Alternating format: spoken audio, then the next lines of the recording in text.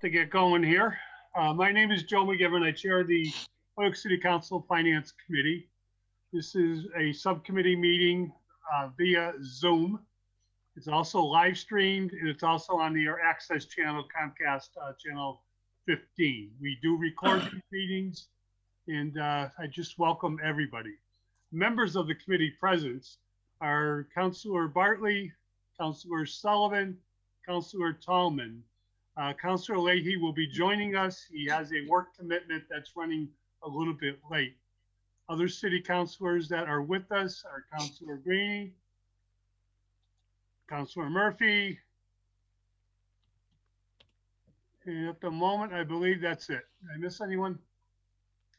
We have a hefty agenda with a number of special guests.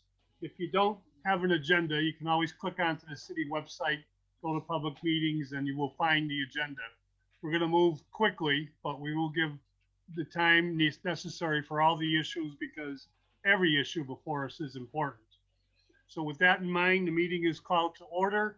And if we could go to item number 1. Motion to take item number 1 off the table. Motion made, second to take item number 1, introduced under the Chair of Finances Committee's name for the mayor, in order that in accordance with Chapter Mass General Laws, Chapter 44, Section 53A, the City Council accepts the provisions of the greening of the Gateway Cities Municipal Assistance amount to $20,000, a contract that would end on June 30th, 2021. There is an in-kind match. This would be a request to authorize the establishment of a fund and or other method appropriate for the accounting of the receipts, expenditures, and resources associated with the said grant. On the motion to take off the table, all those in favor? Any opposed? So moved. We have with us this evening a few people to talk about this, but first and foremost is our Conservation Director, Yanni. Yanni Golgor is with us. I saw you, Yanni. You with us? Yep, right here. Sorry. I getting used to Zoom, but it's still kind of a challenge sometimes. But thank you for joining us, and thank you for Zooming and with the video on. That makes a big difference. Yeah, I know this might be one of the first grants that you've done, or maybe the second or third grant you've done with us, but pretty much what we would like is a rundown. Tell us about the in-kind match and how that's going to work, and the idea and the goals of what you're going to do with the grant. Absolutely. So thank you so much, Councilor McGiverin. So this is a grant, state grant from the Greening the Gateway Cities program. It's a new grant program they just started, and the goal is to open up new planting sites in cities where they are active with their tree planting program. So this grant allows for removal of stumps in the public right-of-way in tree pits. We can expand tree pits and create new ones by removing impervious surface. We can remediate the soil with this grant. We can do all of these activities. So we have $20,000 to do some combination of those activities. I ran an estimate in the budget that's provided in the packet that the councilors received. And we basically identified sites throughout the planting zone. The rule is it has to be within the planting zone for the program. So the boundary is Beach Street and Northampton Street. And I'm working with our DPW and city engineer to go through that list. We're going to look at each site and determine appropriateness for doing any of those activities and doing the work. It is a tight time frame, and I know there's rightful concern about making sure grants, the city is putting money up front to ensure that they get reimbursed on an on-time basis. The idea is that we have a bid ready to go pending full city council approval. That would be out for a few weeks. The goal would be to hire a contractor by the end of February. And there would be a provision in the contract that any of the work activities be done by May, sometime in the month of May. Still working on the exact date, but the idea would be that gives enough buffer time before the end of the fiscal year to resolve any outstanding reimbursements. So with regard to the in-kind match, as I mentioned in the letter, there actually wasn't a requirement for an in-kind match for this grant. I did provide it as part of the application materials because it made for a stronger application. I did an estimate for staff hours that we might expect to expend, you know, overseeing this project.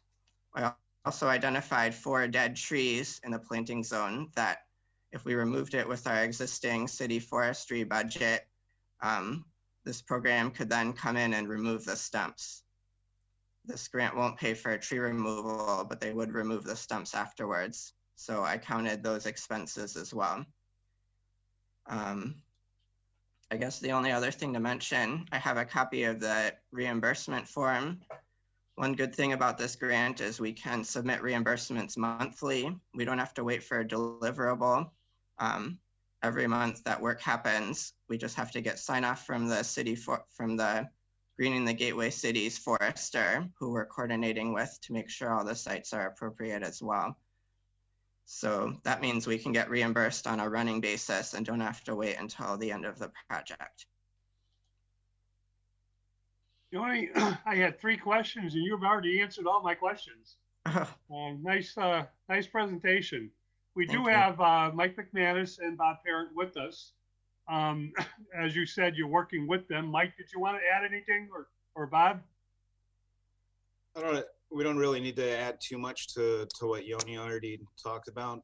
Bob and I are, I don't want to speak for Bob, but we support this project. We're working with Yoni, and any support needed from DPW, we will provide. And as far as that in-kind with the forestry, I know you have a forestry budget. That'll work out in terms of matching it with what stumps to take out? Correct. Okay. Bob? I agree with everything that's been said to date, so. So far, this is going great. Yes. Any discussion or questions for Yoni or Bob or Mike? We have Councilor Sullivan, then Councilor Bartley. Yeah, so this question would be for Yoni. You mentioned soil remediation could be done under this grant. Just last night, we were talking about a problem up on Brown Ave with the old Blasback Cleaners property. Is that something that some of these funds could be allocated for?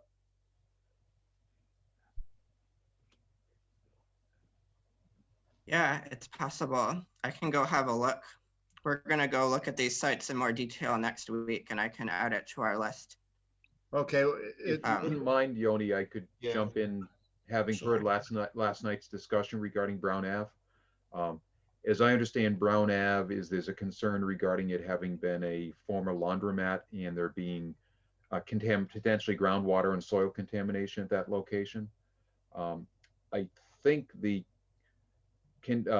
soil remediation that Yoni is referring to is where you have very dense compacted soils that aren't conducive to growing trees in. And the idea is to remove those soils and place uncompacted, more conducive soils for growing trees. It's not intended to be cleaning up contamination in the soil. Okay, so then this probably wouldn't qualify. It wouldn't be a clear. What we need to do is identify it first. We need testing done up there. I would agree. Right. So the soil work that Yoni was referring to is strictly in tree pits. You know, one of the things that people have noticed is when there's really dense soil, heavily compacted soil, the tree's roots tend to follow the path of least resistance and look for loose soil to grow in and find water. And that's one of the reasons why we think that a lot of the sidewalk panels pop up, is because the soil in the ground closer to the surface is less compacted than the deeper soil. Okay. All right. Thank you. Councilor Bartley? Thank you, Mr. Chair. Thank you, everybody, for being here. Got a lot of famous people on this call. That doesn't happen in the committee that I chair that often, but it's a testament to Councilor McGiverin. Hold on, Joe. Let me just remove the hand. I just got to figure out how to do that. Okay. Yeah. First of all, Yoni, you want to unmute your microphone because I've got a series of questions for you. Okay, so you're gonna you're familiar with the new grant reporting procedures? Yep, Tanya You sent review- those to all the Okay, city staff. right, yeah. So you reviewed them. You know it's pretty clear to me. But you have, if you have questions, are you you can reach out to Tanya about that. Absolutely, yeah. Okay, and you realize that there is an ordinance on the books that requires you to report back to City Council in a timely fashion relative to grants.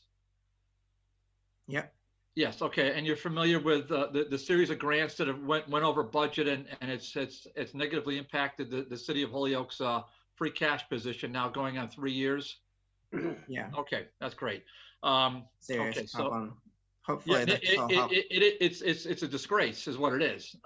So it's the disgraceful act of omissions by department heads.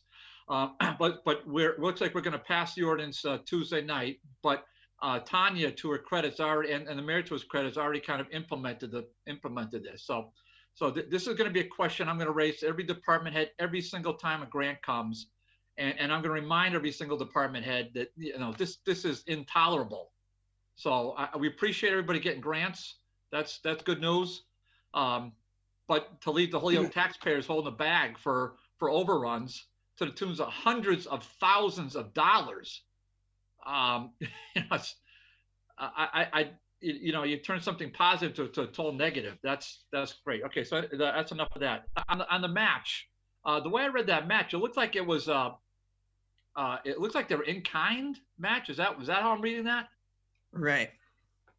Okay, so it's actually so we're not actually going to get a financial appropriation request from your office or through your office through the mayor. Is that true? We'll have to set up an account to pay the contractor up front and then get reimbursed. But No, copy the matching that. funds are all in kind. That's correct. The matching funds are in kind. That's the way I read that. Okay. As to the how did we come about this grant? I mean, I'm thrilled that we have it because this is not like the most common question I get, but I've had that in my going on near 10 years on this board now. I've had the question about stump removal and tree removal, dead trees. I've been very lucky over the course of the terms I've been in office to have contractors on sites, particularly the gas and electric, if it's the name of the department, that's been above and beyond the call of duty, frankly, with their work with Asplin. But where did this grant? I mean, it's a thin number. I wish it was a little bit higher, but hey, this is a start, and I am tickled pink. So I want to hear more from you as to how this came to pass. Absolutely. And yeah, I wish it was more also. This was the maximum award. So this is a new grant by the Greening the Gateway Cities program. Something the programs run into, they're planting free trees on public and private property in 15 different communities in the Commonwealth. Something they've run into, especially in Holyoke, which was one of the first 3 cities where they started, they're running out of public sites to plant trees. They're still trying to reach their 2,400 tree goal, but they found it harder and harder to site trees. So this is their way of, empowering municipalities to open up more sites for planting. And the idea is this will be closely coordinated with the spring planting season for that program. Great. And they're going to come right in afterwards and do good, well-sited, appropriate species in each of these sites.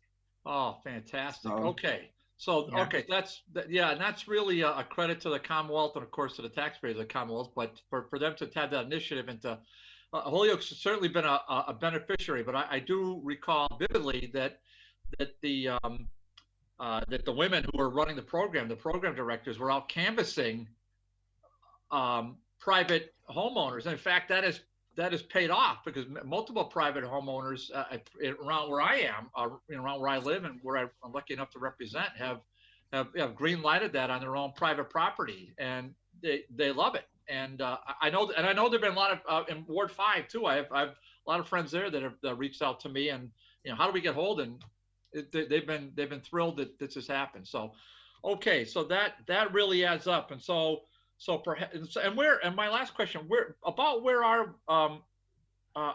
why am I blanking her name? She's a wonderful lady who's really moved up in the ranks at DCR. But she's been to city council at least twice. Was it Rachel DeMate? No, or Molly Freilich? Not Molly. Not. It might have been Rachel, but I thought there was another lady I met with, and just a real credit to the Commonwealth. I met with her and the other woman I can't think of twice at Crozier Field to talk about planting along the in the tree belt there. Yeah. So it's been great. But can you find out for us the number of trees that have been planted in the city via this program over the course of the last, I don't know, I think this started 5 years ago if I remember right, but can you find out? I'm not asking you now, but if you could find out, just shoot me an email. I'd really like to know. Sure, I can do that. So we had a conversation. I think it is around 2,000 at this point, but I can double check for you. Oh, fantastic. So this is not going to wipe out. It's not going to take away too many. I mean, it wasn't a huge number in there, but yeah. Perhaps this will lead to more. Thank you, Mr. Chairman. Councilor Murphy. Mr. Chairman. You'll be next, Councilor Graney. Councilor Murphy first. Thank you, Mr. Chairman. Yanni, just a couple of questions. So when you say Beach Street and Northampton Street, is that where all the trees are being planted or removed? That's the boundary of the planting zone. Okay. So basically from the Connecticut River to Beach Street and then, okay. Northwest, southwest, and then hitting Northampton Street. Okay. Okay. So it'll be within those bounds. That's one of the rules of this grant. Okay. So it would go downtown into South Holyoke, Churchill, and all of that. Okay. Right.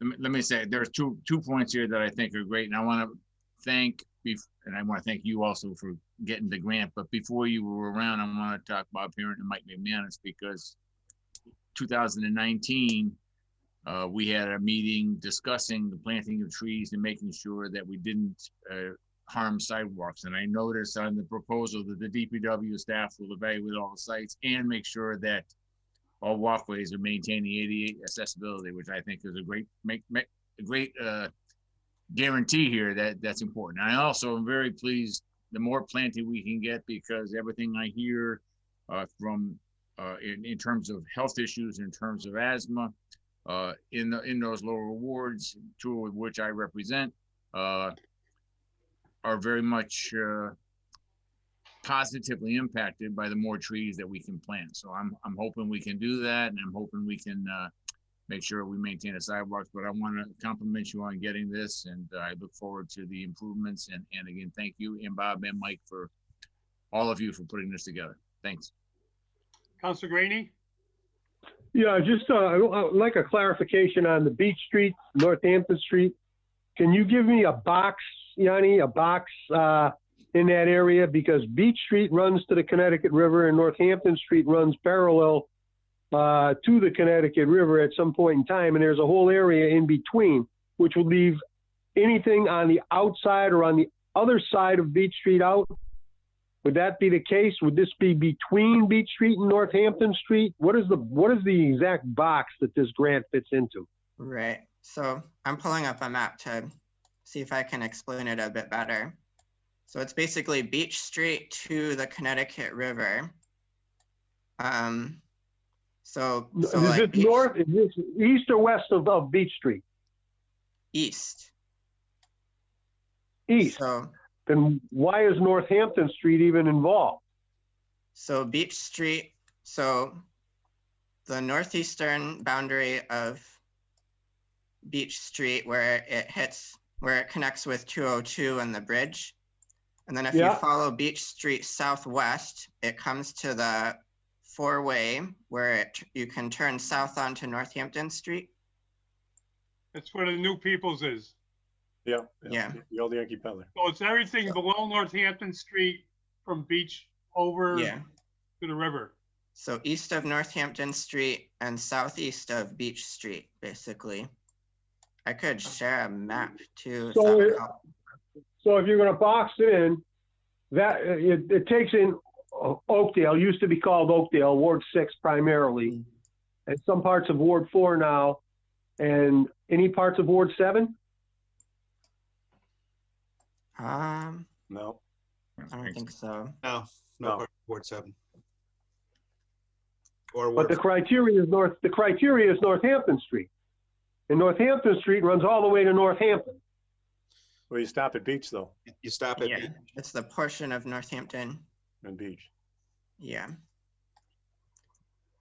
So Howie, if you start at the intersection of Beach and Northampton Street, Yeah, and then you go south on Northampton to West Springfield, and yeah, then back at the intersection of Beach and Northampton Street, and you go east on Beach all the way to South Hadley.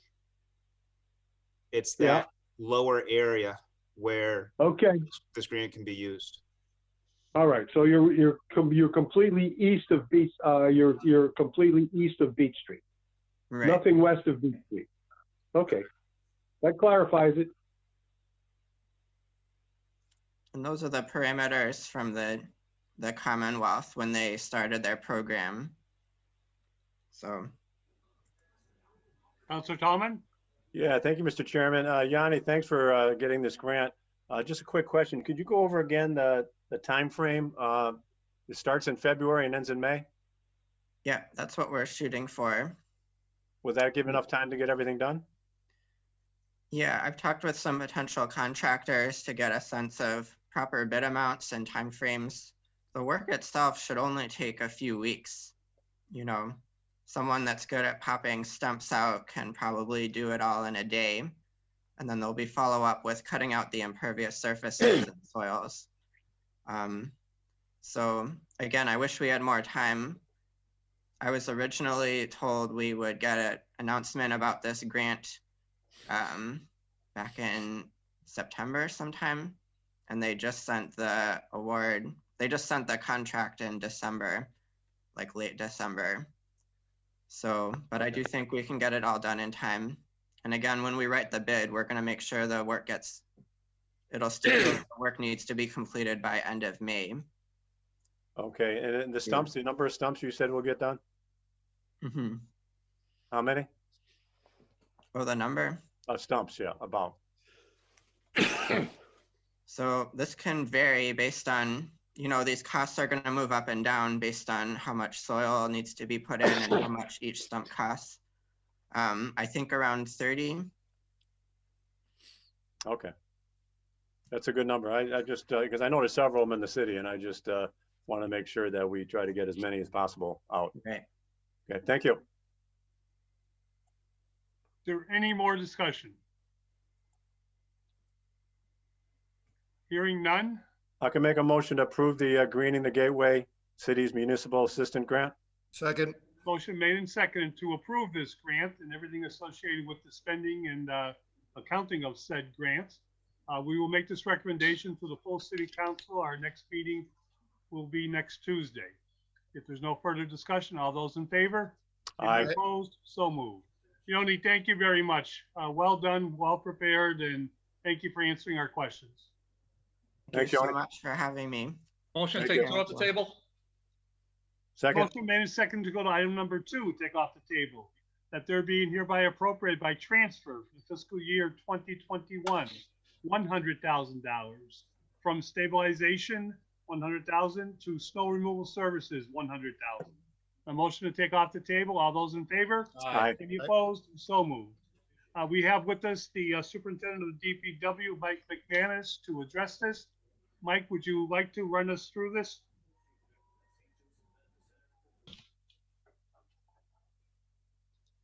Sure. So, every year DPW has 2 separate budgets for snow removal. There's personnel services and the expense for snow removal services by contractors, but also equipment and materials that DPW uses for snow removal. The Mass State law is that you can deficit spend provided the budget isn't reduced from the previous fiscal year. This year, the budget was reduced, so we're not able to deficit spend. And as we get close to what's been appropriated, we're going to need to add additional money into the budget.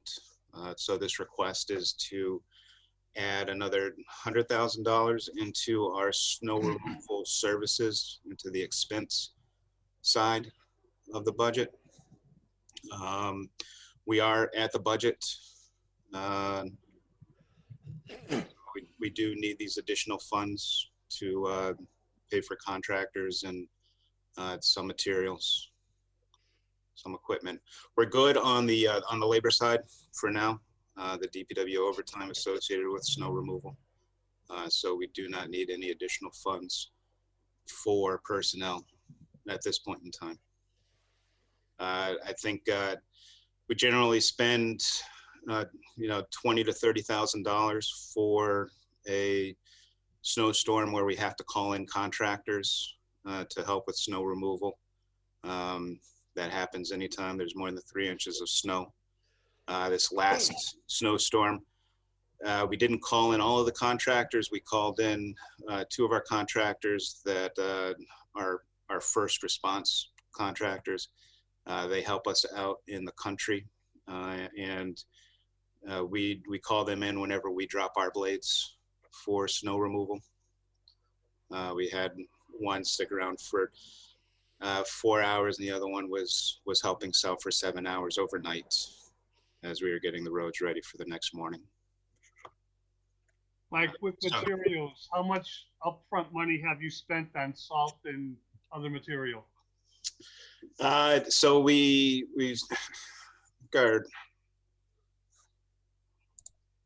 our purchase order was around $120,000 for salt, and our salt barn is full at this point in time, and I believe we've taken delivery of all the salt in that purchase order. And Councilor Leahy's going to be late this evening. He would be asking you right now, do you get the discount for? Yeah, we do. We do monitor it, and the salt has been perfect so far this year. They must know you're checking. They must. And last year, there were a couple loads that came in wet, and they gave us additional tonnage of salt to make up for the difference. And Mike, when you spoke with the mayor, did he chose stabilization? It did, yes. Okay. And you mentioned it, I think we're all aware of it during budget hearings. We talked about this. This is something that typically can be deficits, emergency deficit funded, but when a budget is cut, you lose the option of deficit funding. Am I correct in that what you were saying? Correct. Okay. Is there any discussion? Councilor Sullivan. Yeah. So, Mike, we've only had 2 snowstorms so far. Was an inordinate amount of money spent doing repairs because of equipment breakdown, leading to having to use more outside contractors than should have been? Have we not suffered breakdowns? We've suffered breakdowns. We live with it. We haven't spent a whole lot of money on contractors so far this year. A lot of it has been in materials. Well, we've only spent 100. We had 252,305, I think, was the number. We spent $168,913.30, and from what I'm seeing, a good portion of that was on repairs, which would make me, assume that a lot more than we should be is being spent on outside contractors. I'm not criticizing a thing. What I think I'm seeing, and 78,000 is encumbered right now. So my question would be, what is that encumbered for?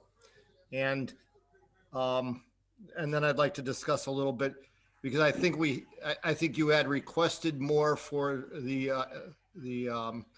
some capital equipment and some repairs and stuff that had been cut before it ever got to the city council. Am I correct in most of those statements, or? You are, when we have snow plows that do, get damaged, they'll blow hydraulic hoses, radiators, other general snow plow parts. Those repairs we put on the snow removal expense side.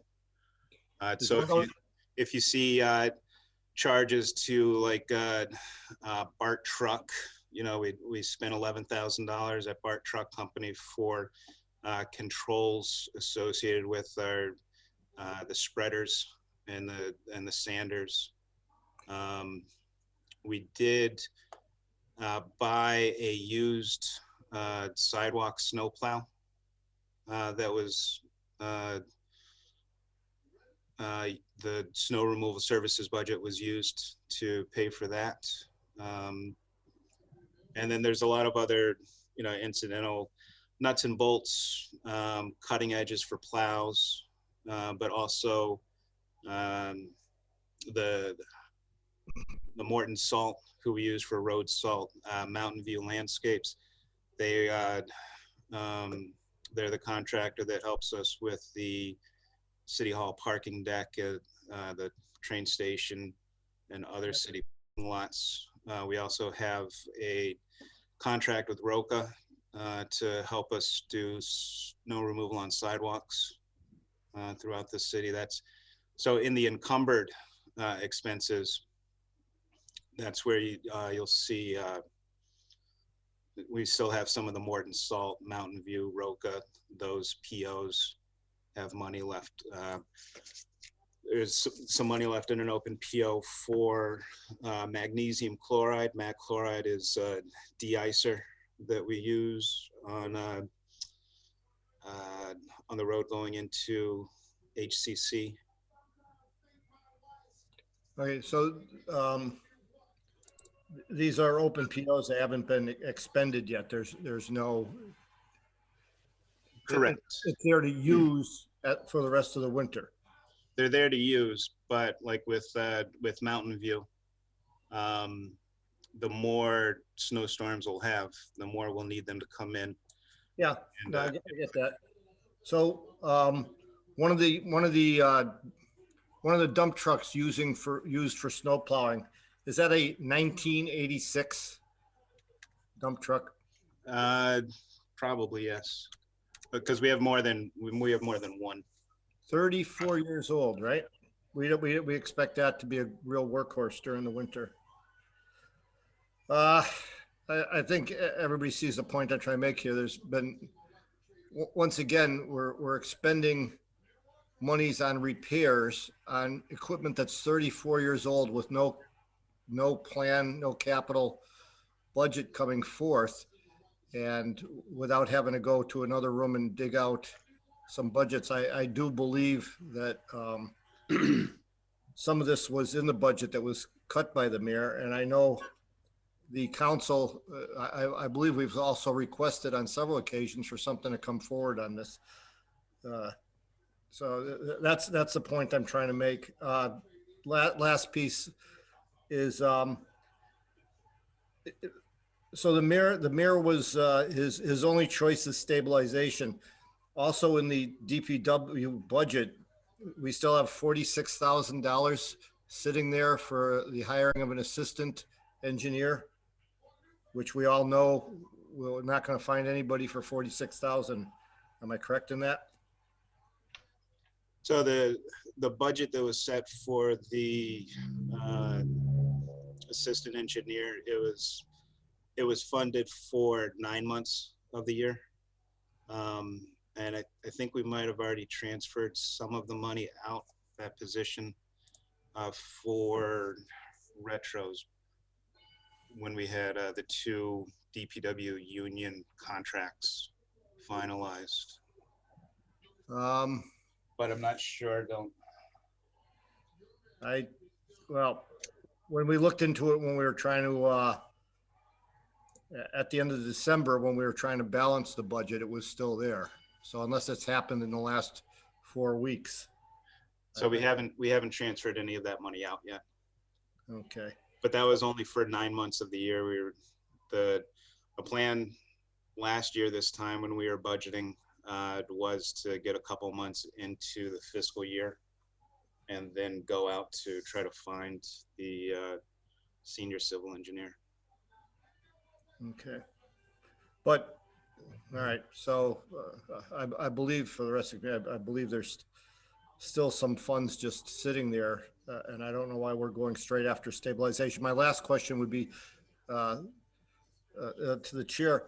I don't understand the wording that we're stabilization TR to general fund, transfer to general fund, and then to snow removal service. So I don't know how it comes from two funds at once. Stabilization is a separate fund. It's not part of the general fund. It's money that's been put into this as allowed by state finance law into what we call the stabilization account. So 2/3 vote to transfer it out under any circumstances. And I'd never seen that, Councilor Sullivan, but that's what we're doing. And we're putting it in the general fund, more specific, into the line item snow removal services.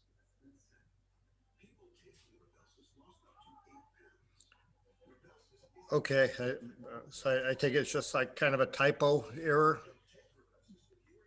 It should be not from, but from stabilization to general fund snow removal services. Are you looking at the agenda or at the order? I'm looking at the agenda. Right, the agenda says from stabilization, transfer to general fund to snow removal. And I have the order too, and the order says the same thing. All right. The original, and I've got the one with the stamp from the city clerk, is from stabilization to snow removal.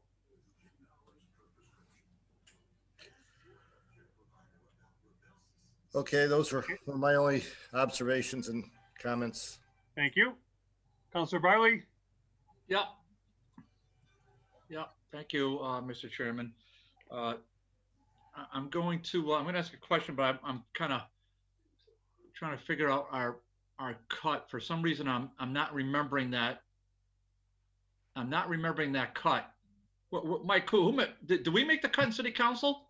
You did, and my recollection, Councilor Bartley, was you made the cut during discussion, not before when you had department heads in to discuss budgets. We brought up that if you cut this budget, we wouldn't be able to deficit spend, that we would need to appropriate more money if we are running close to expending everything. And the comment from the council, from the body, was, well, if that's the case, we can use stabilization. That stabilization would be a good fund for that. Right. It is. It's because it's legal to do that. Okay, but and just walk me through the inability to deficit fund means what? What does deficit funding mean? So do we borrow it instead of taking it to stabilization? Just define that for me, if you would. So with deficit spending, we, DPW, the city, can spend any money that's needed. We can run the account in the red. Normally, we can't run the account in the red on any of our accounts, but with deficit spending, and only snow removal services, to my knowledge, is allowed by the state, that can be run in the red. And then at the end of the year, the auditor does a true up and makes that whole with free cash or other available funds. Okay, so let me just, okay, now I got it now. So how are we doing with paying our contractors to date? Are we current? Every single bill we've received has been paid. Okay, that was a criticism, if you will, that I heard over the course of time about the city of Holyoke, that we don't pay in a timely fashion. But you're saying that we're current with all our bills in terms of contractors. That we've received. We haven't received any bills from it's a Tuesday night storm. Okay. What are the revenue sources were discussed with the mayor besides the stabilization? You know, at first we were talking about the general fund, but this was early on because we knew that there would be an issue this year since the budget was cut. And then other possible funds like Councilor Sullivan's suggestion, making transfers within our existing budget. Yeah, and just so the public has some sense, I mean, thank God we cut the budget as much as we did, and we still have almost $1 million. We still had a massive deficit. All right, and you've had recent discussions with the mayor about this? Yes. Okay, and the specific accounting, just walk me through that. So you'll have an additional $100,000 should we pass this, and this will be put into a specific. I mean, because I see it going to the general fund, and I see it goes snow removal services, but this is a little different. This is $100,000 from stabilization, which I'm going to ask one more question after you answer this one. But is this going into a specific account, Mike, or is this going to just an already established account? Already established account. It would add money to 14252-53100, which is the snow removal services account. Right. How big of a deal would it be to just establish a specific account for the stabilization funds that we're possibly transferring? Is that a big problem? I don't know. That would have to be a question for Tanya. I'd be curious as to why you need a special account. Well, then let me alleviate your curiosity, because it's coming specifically from a stabilization account, which I for one I get the fact that you can't transfer from there, but I for one have little interest in transferring it, even though it's possible, though I probably will vote for it tonight. But if I'm going to transfer $100,000 from the stabilization account to any department, I'm going to want to know exactly what happened to that $100,000 at the end of the fiscal year. And I'd feel a lot better knowing that I would be able to get that information should it go to a dedicated account for that $100,000. That's why.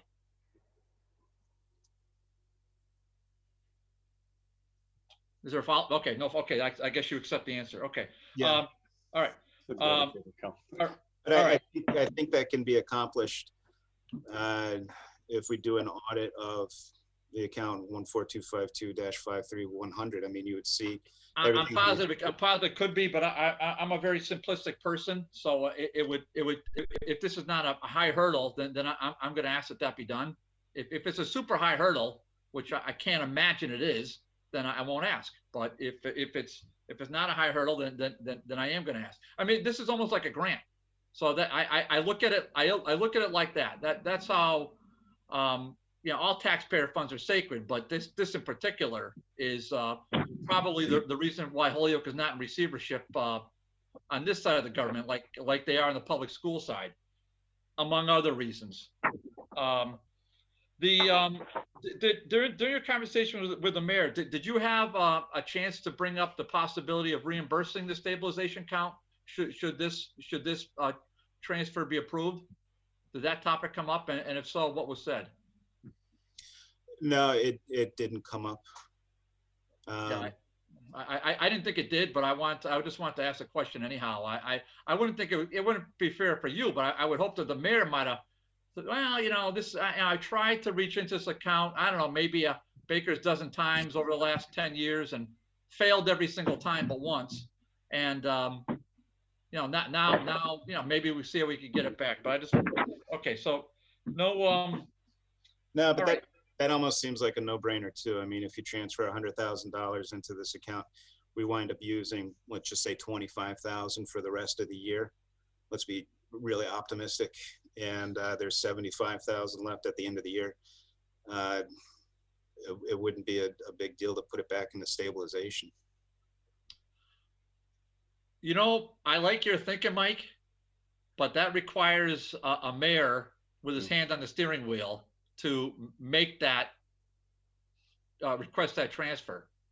So that can't come from a department head. And I don't suppose it would be even in the realm of possibility that if you made that request to the mayor, it was denied, that you would go to Councilor McGiverin or Councilor Bartley, say, yeah, geez, I here's the record. I tried to get it back and he won't approve it. I don't suppose that would ever happen. So that's another reason why I wanted to see it go into a specific account. But I appreciate your optimism, Mike, because you're always an optimistic guy. Thank you, Mr. Chair. Councilor Mr. Bacon. Chairman, Councilor Graney, you'll be next. The chair Thank also you. notes that Councilor Leahy has joined us a little bit ago. Councilor Thank Bacon. Thank you, Mr. Chairman. And thanks for coming down or coming into the Zoom, Mike. In terms of following up on some of the questions about transfers, because I haven't had a chance to go back to the budget book prior to this meeting, I'm just wondering how your other general accounts are looking relative to maintenance and repairs on the other side of your budget, you know, the general repairs. Do you still have monies in there or have those already been expended? Well, we haven't expended everything yet, but there's no lush budgets right now, except for that senior civil engineer position. So how is our other repair line looking that is general in comparison to the snow repair? I mean, the general vehicle maintenance? Yeah, and repair, because we are talking generally about the same vehicles, right? Correct.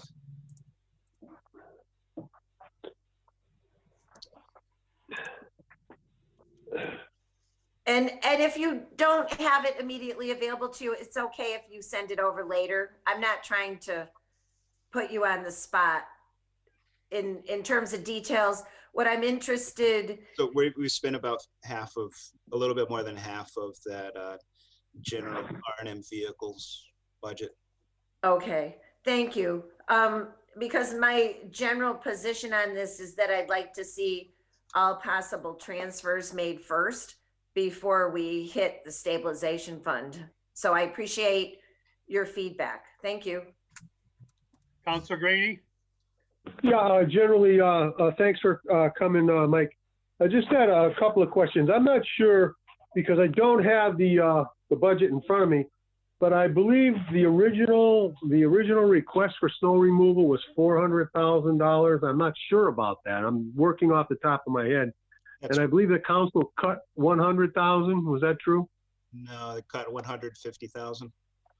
150,000. So that left 250,000 left in the account. Has there been any transfers from that snow removal account to other areas? Oh, no, not at all. And even if I tried to do something like that, Tanya would, she would be all over that. Okay, so you had the solid $250,000 to go ahead and spend on snow removal.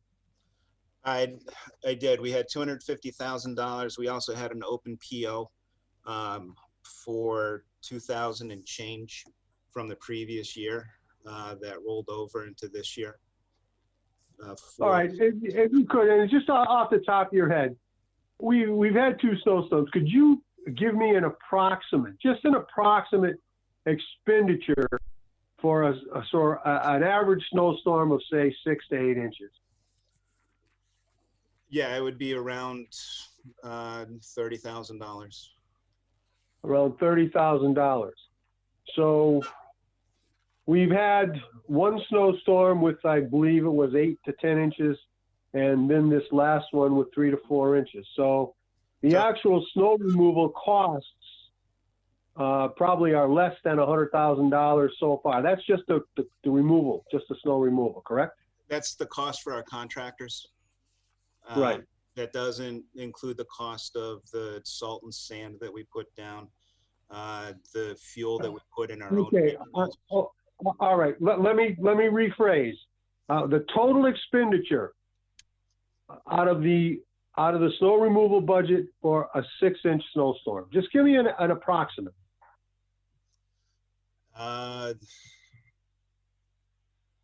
It would probably be more in the 50 or so thousand.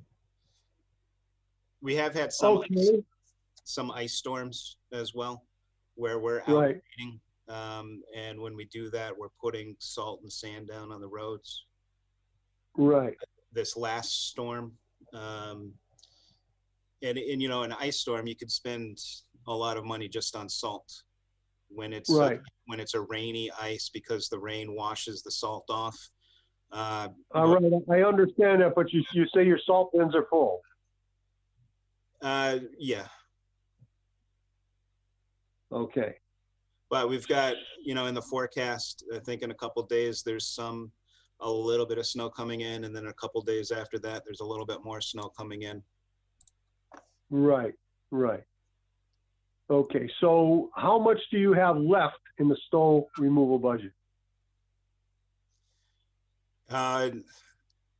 If we say that the money that's been encumbered will be spent, we do not have any money left in the snow removal budget. Okay. Thank you. Counselor Tallman and Counselor Murphy. Thank you, Mr. Chairman. Just a couple of questions for you, Mike. I appreciate you being here and explaining things to us. It's a difficult, vote. I know the money has to come from somewhere, and I didn't realize, it seems like this is the first time that this has happened where we had to take it from stabilization that I remember. And I didn't realize that cutting the budget was going to have this happen, even though you stated that. Has this happened before in the previous years where we had to take it from stabilization? I just don't recall. I know when Bill was here, he told me there was one year that it was cut. I think that was the year that the city had problems paying the contractors in a timely fashion, because he had to go to city council multiple times in order to add more money into the account. Okay. And you know, as a lot of my colleagues, it's not, I know it's allowable to do, but it's not the greatest place to take money from. Nobody really wants to take it from stabilization. But if it's the only way, as a last resort, and I know you have other budgets, in your budget, other areas where there's some money left, but it doesn't seem like it would even cover this. This money would get you how far? Let's say we had 4 storms in February. Would this money be gone? Yes. And then what would happen? We would be back here. Back again? Yeah. Okay, so this transfer might just last maybe 2 to 3 storms. Correct. Okay. So I'm just trying to figure out the best, budget time again this year. I guess it all depends on the weather. We could get lucky and not have bad storms, but. Well, budget time this year, you could fund it $250,000, right? You wouldn't be reducing the budget. We'd be allowed to deficit spend, and we wouldn't be looking for adding additional money to the budget. Well, that means you'd have to ask for less money than you did the previous year. All you have to do is ask for the same. The same, okay. Or more money, and you're allowed to deficit spend. Right, and just for snow, and that's an emergency. Just for snow. Just for snow. That's been like that for a number of years. Okay, yeah, I'm just, it's a tough position we're in. We're in New England. We got snow coming. I'm sure it's not the best place for the money to come from. And also, that's the first time I've seen it where it's transferred to general fund, then transferred to the snow removal. Usually it just goes from stabilization to snow removal for for some reason, maybe that's a better way of accounting, to take the money from the stabilization, put in the general fund, and then take it from general to the snow removal, I guess. Is that the first time you've seen it that way? That is, and Yeah. it could just be a typo. Typo too, okay. Okay, I appreciate your answers, thank you. Counselor Murphy? Thank you, Mr. Chairman. So just a couple of things to start with. So even if we were allowed to deficit spend, if we had not cut the budget, we were allowed to deficit spend the money, we expend the money, it still comes out of the city's funds at some point. So, I mean, one way or the other, we're paying for it, correct? Correct. We're not getting a free ride by being in the deficit spending. No. Okay. So let me go into the encumbrances, Mike. So Morton Salt is $109,720. It's an open PO for 2,000 tons of rock salt. So have we already purchased the 2,000 tons? I believe so, but we haven't received all the bills yet. Have we received any of the bills?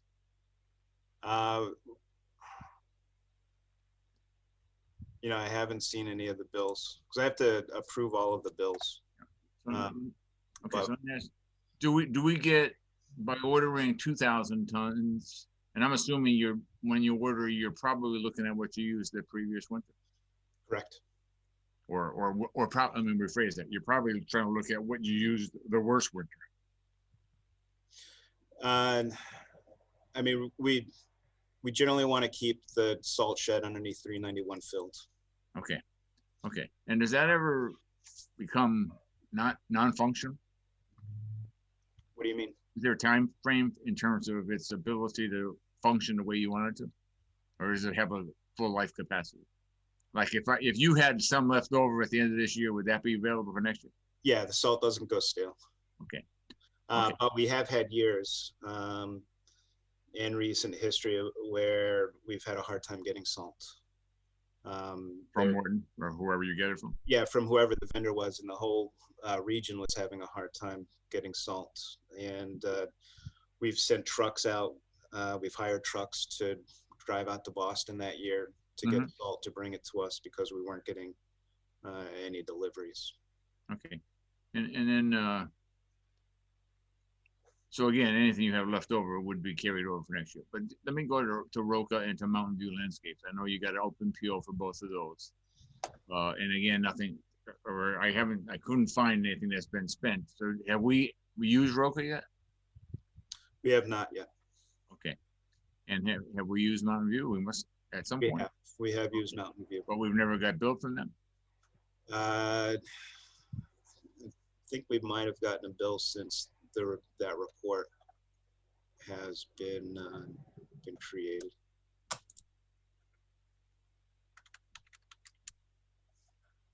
I know we've been billed by Mountain View. You have been billed? Yes. Do you know how much you've been billed?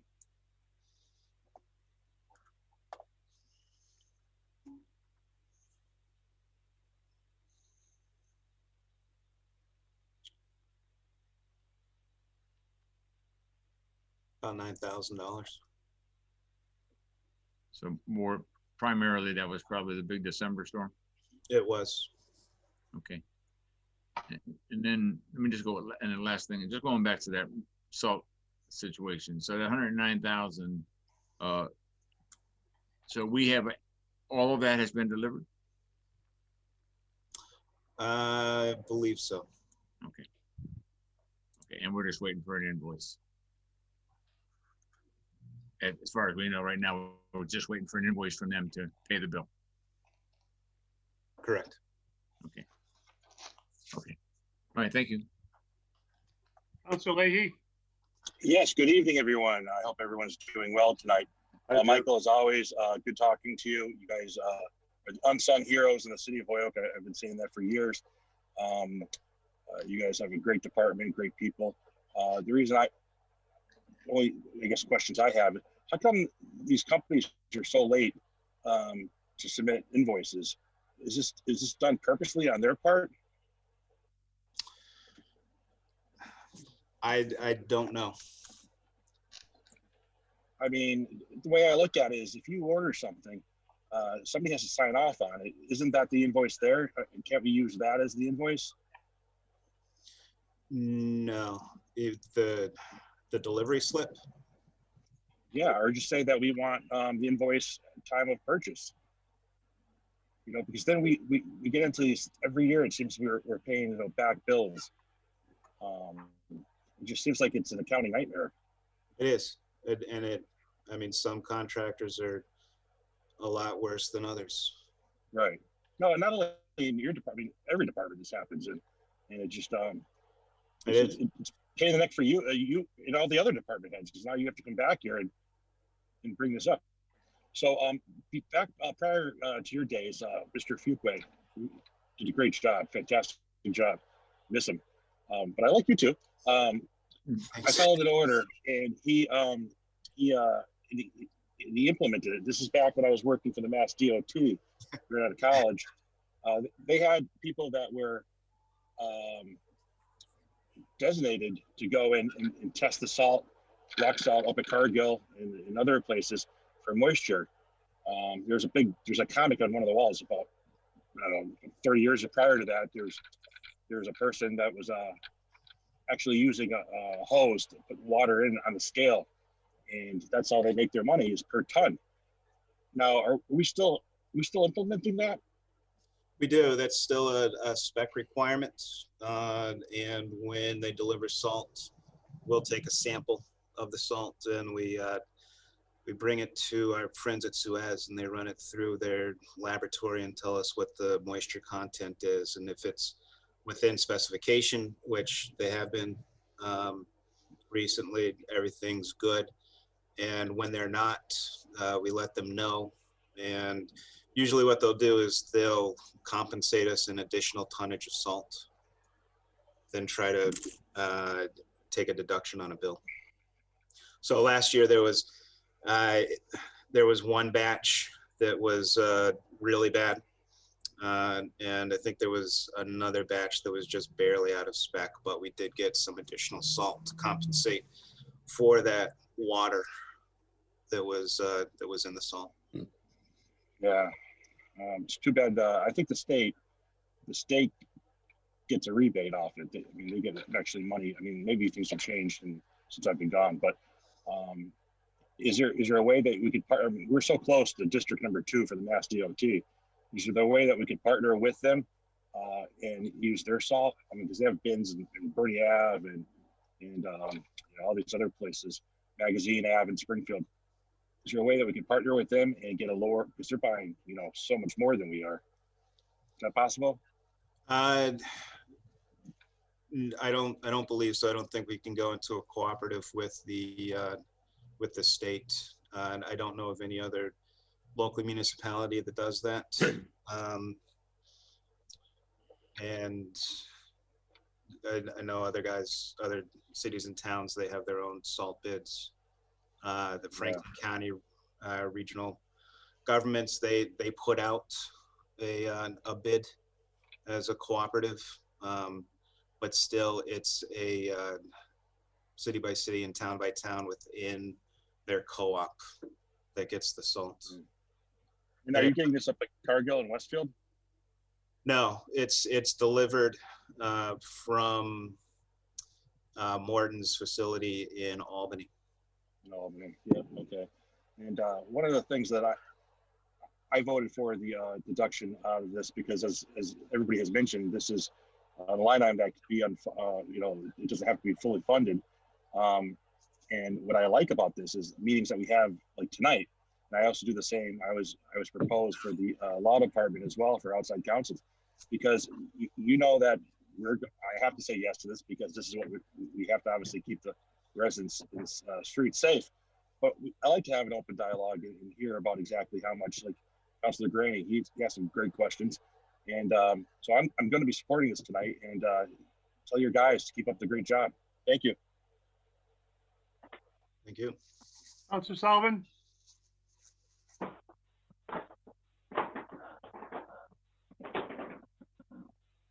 Yeah, so I just feel Mr. McManus is being put in a little bit of a unfair situation here. I just want to go over it one more time so everybody gets a clear understanding where we're at here. We've got aging equipment. There's of that 168,913 that's supposed to be for snow removal. I would venture to say probably $40,000 or more have been spent on repairs of our own equipment that are breaking down, making it necessary to even spend more money with outside contractors. This is the same equipment that we've been hearing numerous complaints from the public, because then once this happens in a snowstorm, now it's problematic for doing trash collection. A lot of it's the same equipment. And we are not doing any capital budgeting. We're just lurching from year to year to year with the same problem over and over and over again about a snow removal budget when what we've got here is a capital equipment replacement budget that is not in place. That's it. Point. Thank you.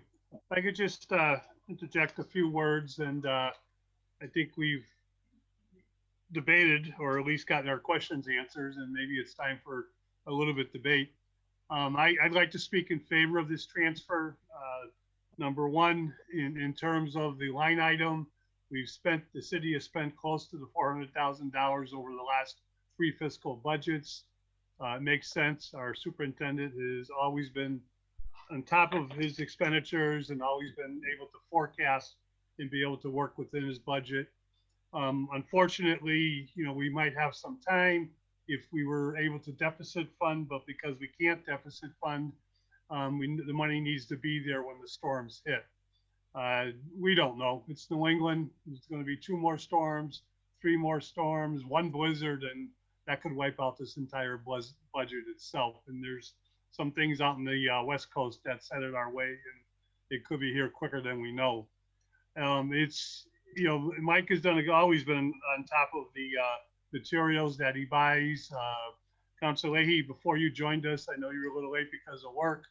I asked Mike about that, making sure that the salt didn't come in with water. And ever since you brought that to the attention of DPW some years ago, they've been on top of that. So I believe we need to get this money into this line item, to be prepared for storms, to be prepared that if we need them to hire contractors. The contractors, we have our trucks out, and we're going to be talking about vehicles in the next item. If we have our trucks out and keeping the main roads open during a big storm, the contractors are used not only for that, but also to open up the neighborhoods. There's nothing like being on top of a hill and all of a sudden finding out you need to get to the ER or you need to get somewhere quick, and your street hasn't even been touched once. So I think, as far as stabilization goes, the reason we're being asked for stabilization is very simple. There's no free cash. There is, can we move around with the budget and juggle some money out of Mike's budget? I'm sure we could. But right now, I'm more comfortable with using for this type of transfer stabilization, knowing that there could be a number, with 5 months left to go in the fiscal year, a number of other requests coming in. So if, for what it's worth, I'd be in favor of this transfer. Is there any other discussion? Is there any motion? I make a motion to accept this transfer. I'll second. Motion made and seconded to adopt the transfer and recommend that to the full city council. Under discussion, any more? Councilor Bartley?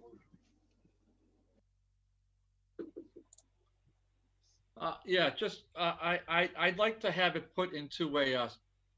I'd like to make it just put a contingency on here that would go into a specific account similar to what we have for a grant account, and we can find out if the chair would allow.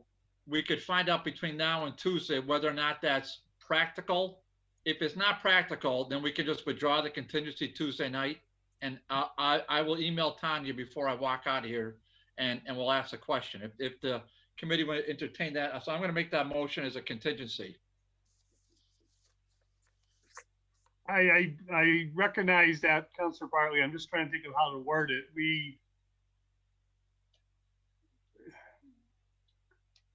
What you're essentially what you're doing is requesting the auditor, maybe the mayor, maybe not, but the auditor to set up that account. We would have to, in order to vote on that, we would have to have a new transfer submitted by the mayor. We cannot, we can certainly make that a contingency, you know, or let the auditor know. I don't know how many city councilors agree to that, but we would have to have a new order, you know, presented to us next week, which is possible if the auditor said this is something that's doable and if the mayor agrees to do it. Because we cannot amend what's in front of us. Okay, that's the ruling. That's the ruling. Yeah. Okay. But Tanya is already aware of that, and we'll get an answer by Tuesday, before Tuesday, to see if we can do something if it makes sense. And that, again, that's if the city council agrees with it. Any other discussion? Seeing none. All those in favor? All right. Aye. Any opposed? Aye. So moved. 5-0. Counselor? Councilor Tomlin? Yeah, is it possible, Mr. Chairman, if we go out of order and take up item number 10? Don Second. Sanders is here and Kathy McKeon from MIFA Victory Theater. The agenda was purposely designed this way, and I apologize to everybody. We reached out to a few people, and we got Mike and Bob here this evening.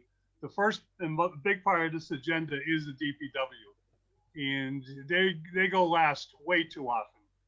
If the committee wants to do that, you're jumping over what the chair tried to do. Okay, I didn't realize. I just said sometimes we take people I out. understand. Okay. And, I'll withdraw my second, Joe. okay, sorry, Don. I'm sorry, Kathy. Okay. We will get Tried. and I appreciate. I don't think it'll take more than 2 minutes. That's why, or it's just an extension, you know. I know, and we've got other people with the DPW waiting to get into the Suez and stuff.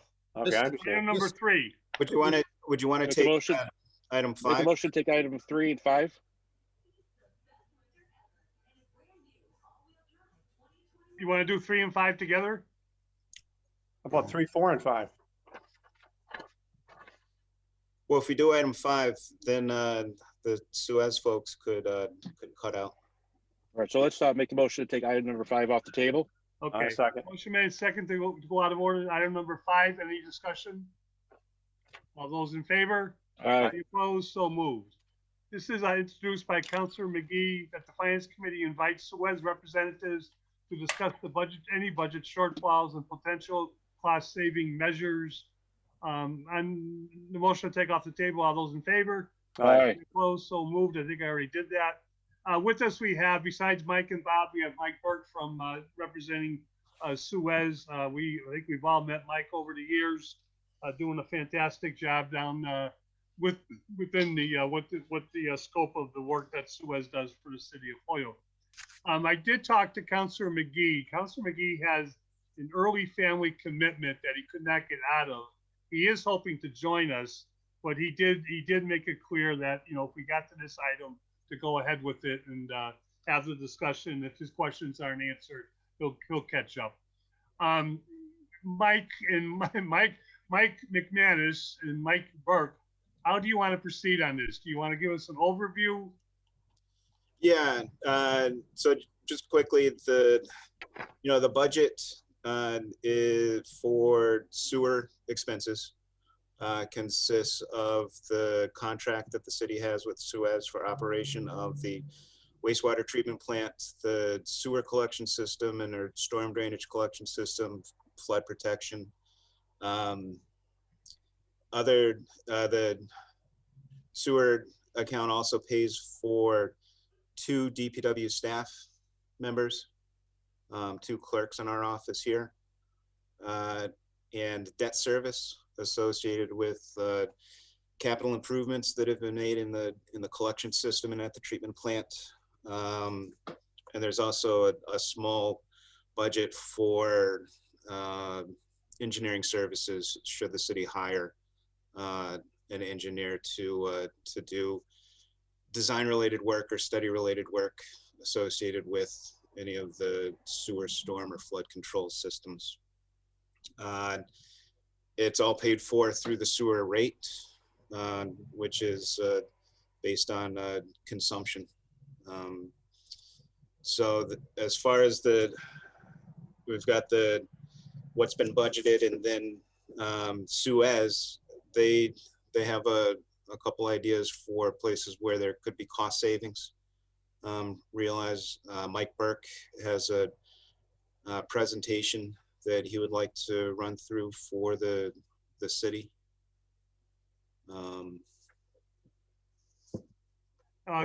If he's there. Yeah.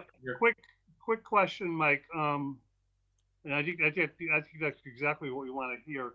Are we getting near the end of a contract? We are in year 15 of a 20-year contract, or are we in 16?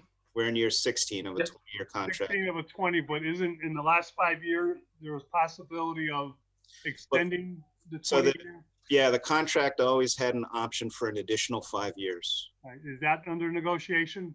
That is under negotiation.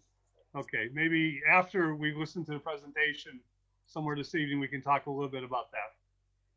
Does that make sense? Mm-hmm. That's what Todd is, part of one of Todd's questions was that.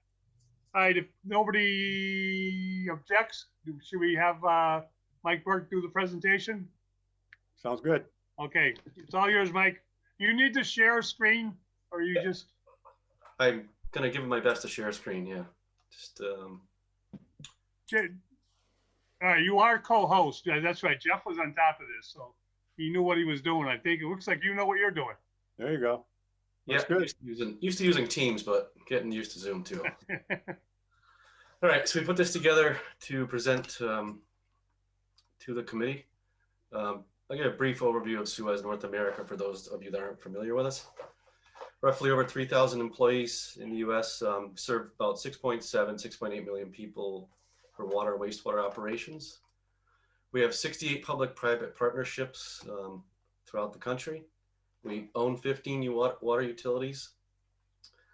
We do water waste recycling, which is typically done in Europe, not in the U.S. It's one of their fortes over there. We have 6,000 asset management contracts with water plants, water tanks, storage, underground, above ground, etc. Okay, if I can get it straight there. I need to open this up so you're not looking at the side.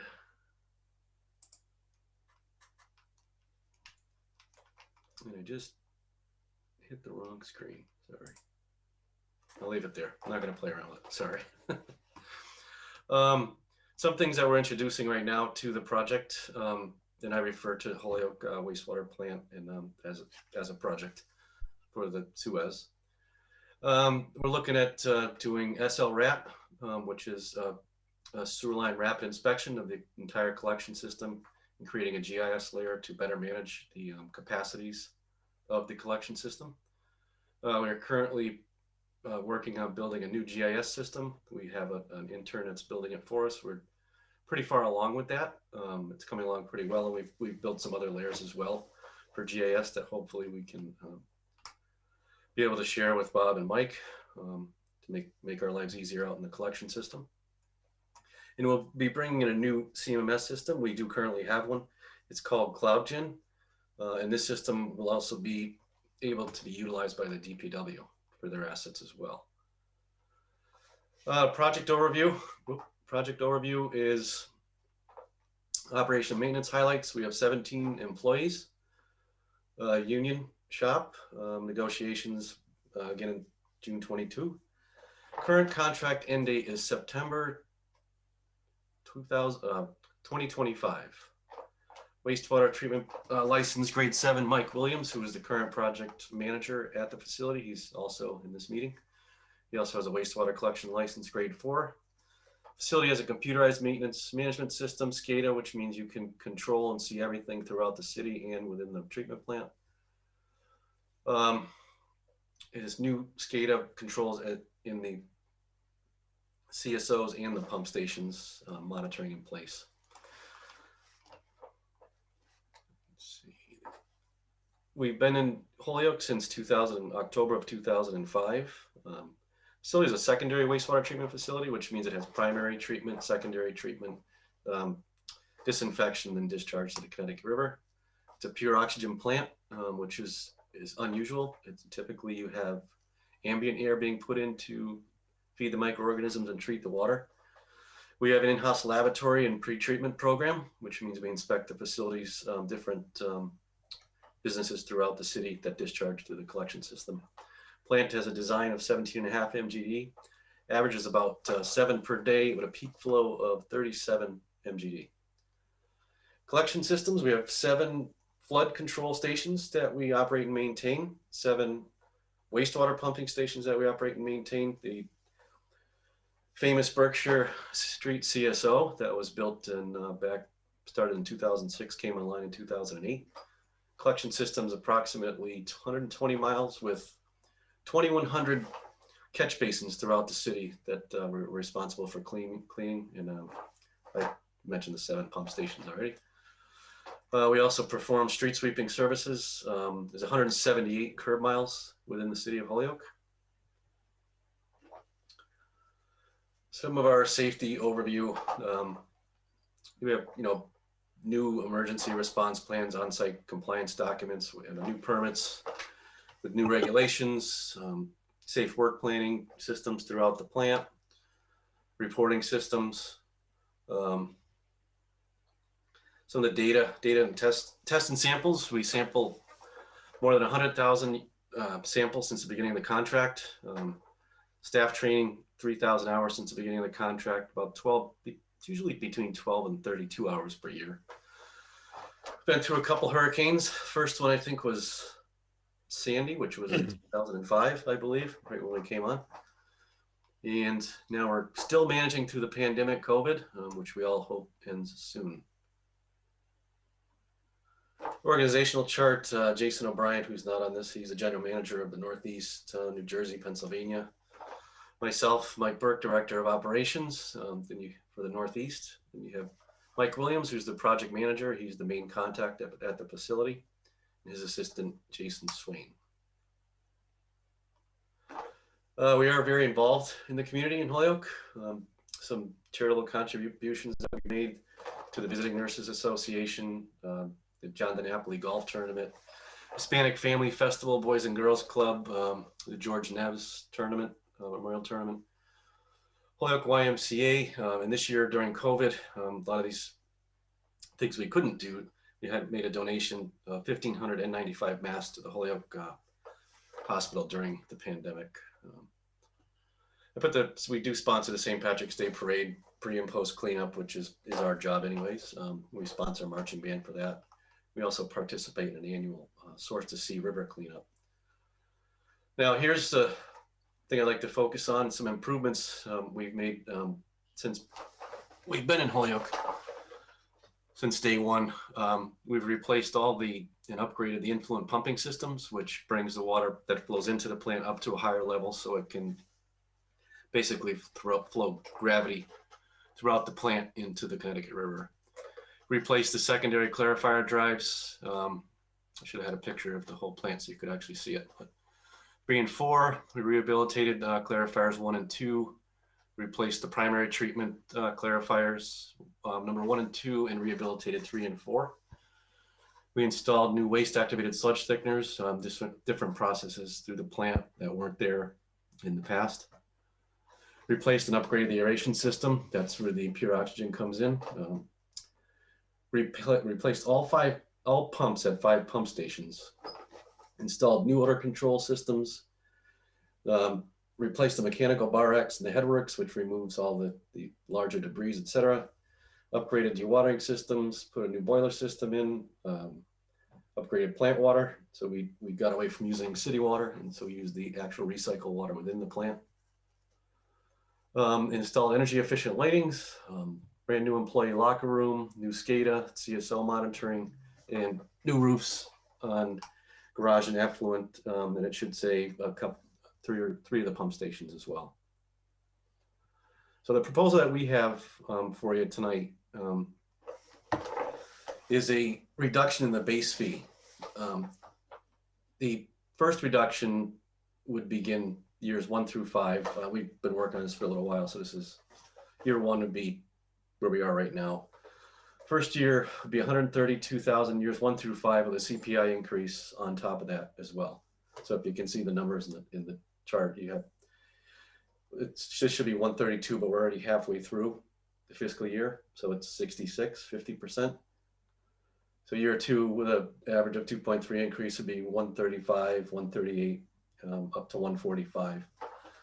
And $271,000 years 6 through 10, which would still be the 132 plus a second base fee reduction of 123,000, which is the deferred fee, which is monies that the city borrowed in the beginning that and they're being paid back over the course of the 20 years. So you can see these are all increased by CPI as well. Ultimately, you know, you go from 135,000 or 66,000 in year 1 up to 297,000 base fee reduction in year 10. We can accomplish this by we have a lot of CapEx projects, you know, that have depreciation that we've been depreciating over the years, and if we extend the contract out for the 5-year extension that's within the contract now, we'd be able to push those depreciation costs out, and that difference in savings would be allotted to the city to take off of the base fee. There would obviously have to be some contractual changes. We'd have to get change the contract in regards to the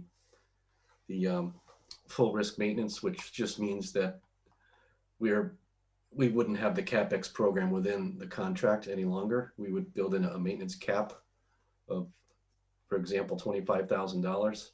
We'd be responsible for anything up to $25,000, and anything over $25,000, we'd work with the city to pay that. That's per event, but there's a lot of stuff that can be fixed in the treatment plant for $25,000.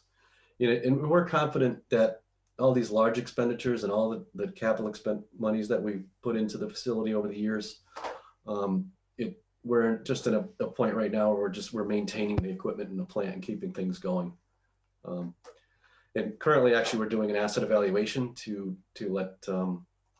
show where the facility stands from the baseline back in 2005, and that should be completed sometime in mid-March. And that is the end. Thank you, Mike. Yep. And I'll note too that, have you made a hard copy of this available or an electronic copy to our administrative assistant? Is that possible? I can, yep. Yeah, and then Jeff can get it out to all of us. We would greatly appreciate that. I also want to note that besides yourself, we're joined by Mike Williams tonight too, correct? Yes, he's on the call. Yep. Okay. The video part is the part that I get, and I also hear people that don't have their video on, and it gets real confusing, but I enjoy it. And as always, Mike Burke. And Mike Sullivan, I don't understand this though, because we got Mike McManus, Mike Burke, and Mike Williams, and Mike Sullivan. And I really think my mother wanted to name me Mike, but my father wanted me to name him Joseph after him. So I became Joseph Michael. It's when the three of us are at a meeting, it's pretty comical because we call each other by your full name. Anyways, that was just not so much humor. Mike, if you could unshare the screen now, I think we've seen it, and we can get back to where it's a little easier to run. Yep. Thank you. And Thanks, Mike. anyone else, as far as Mike, as the presentation goes, before we open it up for discussion though, will you tell me, the contract extension as noted, can be another 5 years on top of the 20, and now's the time to talk about it. The presentation tonight, is this being negotiated with the mayor? Is the mayor designated you or someone to do this? Which Mike, me, Mike?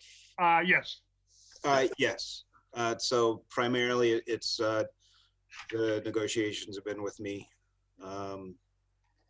But we've been talking about this for a while, as Mike Burke had mentioned, and there have been presentations for the mayor.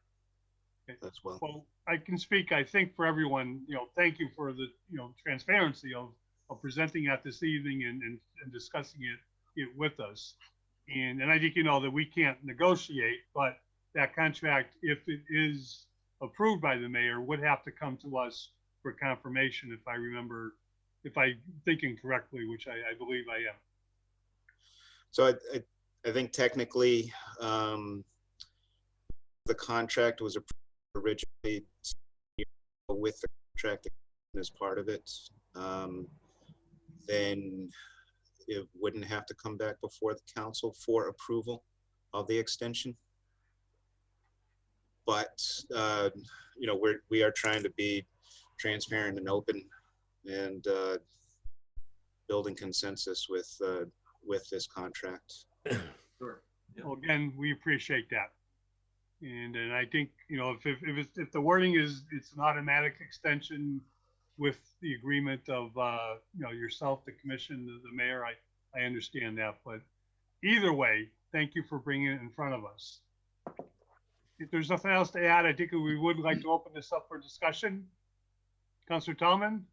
Yeah, thank you, Mr. Chairman. And thank you, Mike. I go back a lot of years with you, Mike. I think when you had Mike Williams' job, I believe, right? Many years ago. Yep, correct. Yep. Yeah, and welcome, Mike Williams, to the Zoom meeting. It was a great overview, great discussion tonight with seeing that and explaining basically the nuts and bolts of what you actually do on a daily basis. And I know several years ago I was down there, and I think it might have been with Attorney Neves, and we took a tour of the plant and the building, and I think it might be beneficial if that could possibly happen again with some of the newer counselors. Absolutely. We'd love to have you down here. Yeah, that'd be great, because it gives us a better understanding of what you actually do and the process of whether from taking the sewage to sweeping the streets, and actually the employees that are out there pulling all the gunk out of the sewer mains in the city. We see that often, and we're really grateful for that. So I appreciate that and looking forward to talking to you in the future. Thank you. Any further discussion? Councilor Bartley? Yeah, okay, thanks, Mike and Mike, appreciate you being here. Just on the contract, Mike McManus, or Mike Burke, either one, if you could just forward that language where it says the city council does not have authority to participate in the contract extension. Whatever to the effect that is, I guess I'd want to see it. If it makes it easy, you can just send the whole contract to Jeff, and that way I'll look through it myself. I don't believe I've ever seen that contract. You do remember it if you saw it, because it's great. It's like, yeah, like I'm sure it's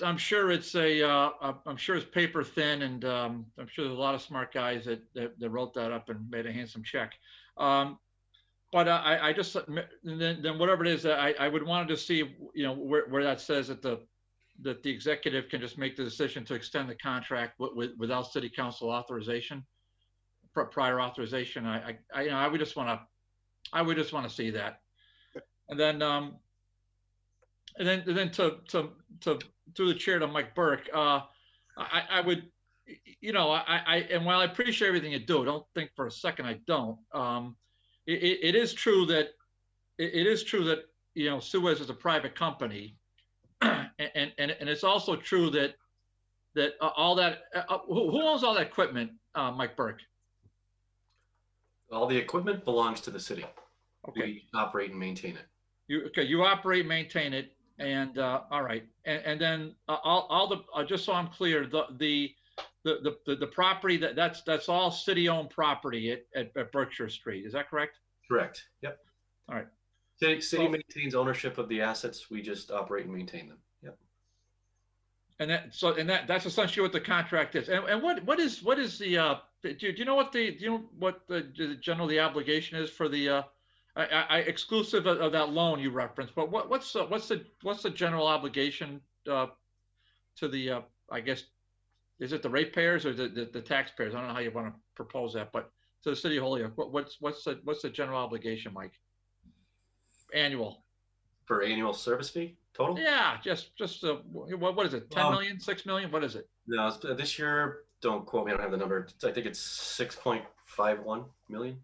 6.51 million. All right. Is that right, Mike Williams? I know you're just looking at that. Yep. All right, and just so we're clear, the when you were talking about the deduction and the base rate, that's a deduction off the, the aforesaid 6.5 million. Is that what you mean by that? Correct. Yes. Yeah. Okay. All right. And so that deduction. Let me just. So that deduction is what was it, Mike Burke? What was that amount, that annual deduction that we're coming up with? Well, year one, it's the initial would be 132,000. And if you say, for example, if you started this year, the initial would be 66,000 because you're already halfway through the fiscal year. Okay, so that's about just ballparking about a 2% reduction. Does that sound about right? It would be, yeah, 2.3. Yeah. Right. Okay. Just so we're all talking the same language here. Okay. And then how do we derive at that? We said that's because that's because we've it's, I think I said it had to do with depreciation, but I'm not sure if I got that right. How we get to come up with the number for each year is because we have, initially we put about $3.5 million into the initial capital improvements in the facility. And over the years, probably years 3 on till now, we've put another $6.5 million in capital improvements. So we have, we depreciate that internally throughout the years. So if we pushed out the contract another 5 years, we'd be able to cut that money in half and give the difference, basically take it off the base fee. Okay. Is there room to do better, Mike Burke, or is that about as good as you? And I'm not negotiating, Joe. I'm just asking a question. Okay, so before we, I'm asking a simple question. But is there room to do better? We are looking for other efficiencies to try to make this number look better. Yes. Yeah.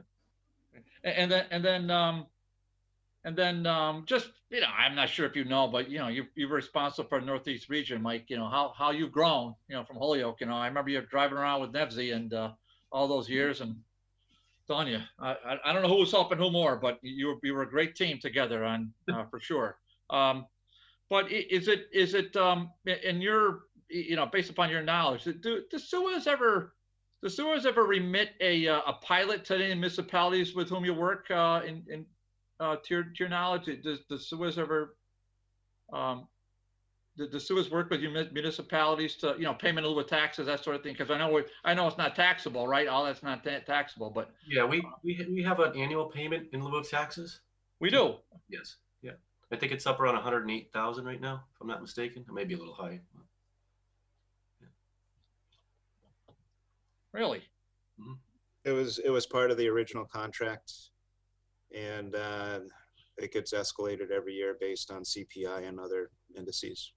Thanks, Mike McMahon. It's just, if I may, Joe, just through the chair to my friend, Councilor Sullivan. Is Mike? Oh, you are there, Mike. Mike, did you recall Suez being on that pilot list produced by Tanya a couple years ago? Did you recall that, Mike? And if you don't, that's okay, because I'll find it. But I just wonder if you. No, I don't, and quite frankly, no, I don't. And I'm looking at the numbers on the. I've got the budget here in front of me. Also, to Mike Williams, you said it was how much? 6.51. Yeah. It just leaves me with more questions we probably won't. But in the budget, it's got administration and operations, wastewater treatment plant, $7,236,832, and then an additional $1,483,70 for debt service and capital outlay, for a total of $8,719,902. So that debt service is debt that the city has taken for sewer rehabilitation projects, sewer separation projects. Okay, so that would be our, yeah, all right.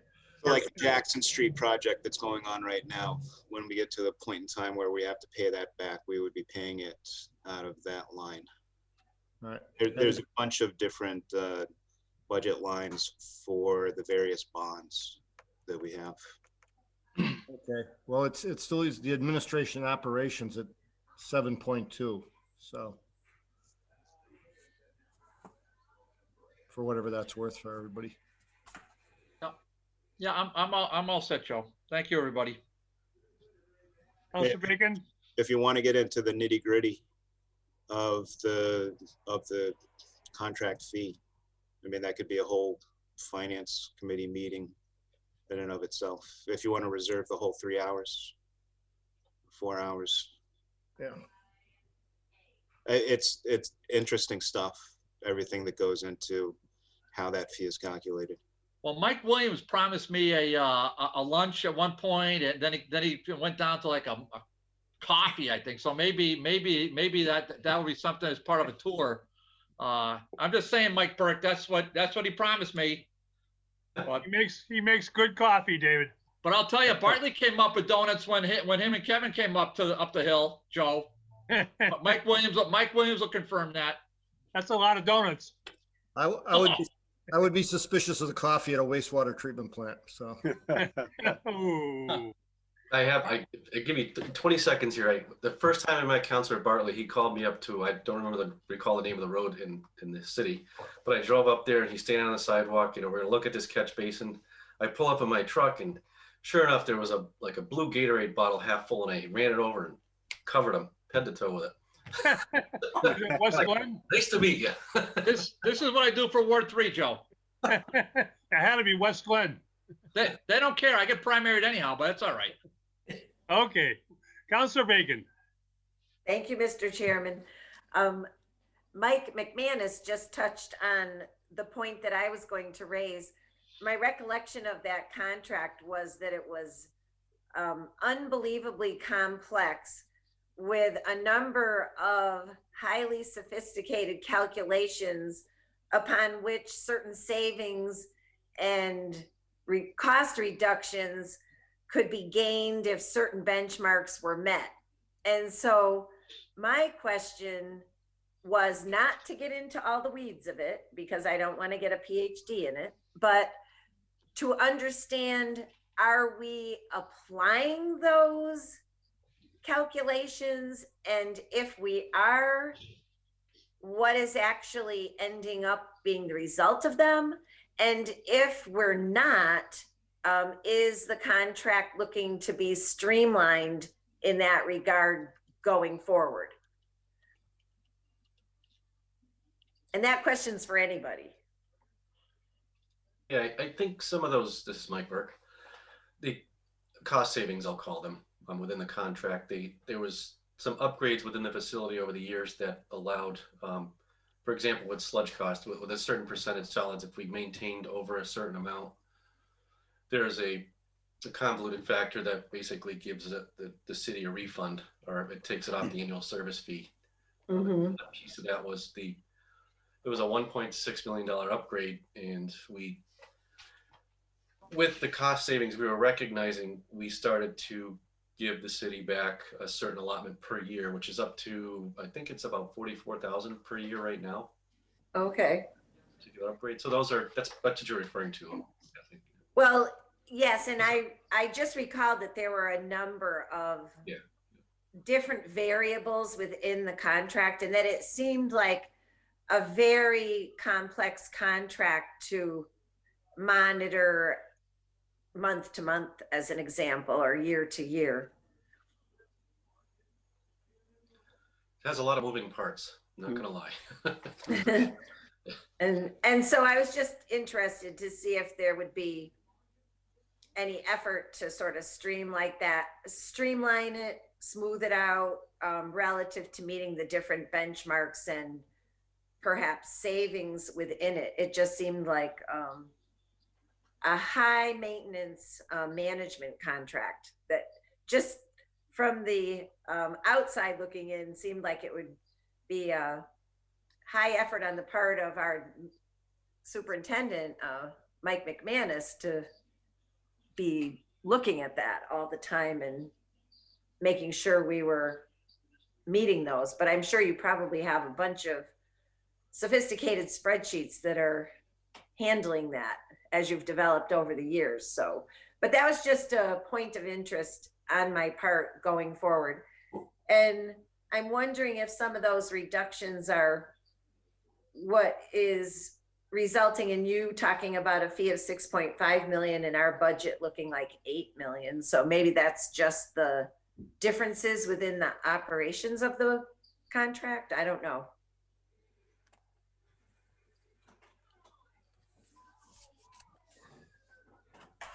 Is there any clarification on that, or does it sort of not matter? It's just sort of accounting issues within the budget. So the $8 million is the total budget. A portion of that goes to pay for debt service that the city has incurred. So the difference is that from the 6 to the 8? Generally, yeah. When you take the 8 and remove the debt service, the rest of it mostly goes to the contract. All right. Thank you.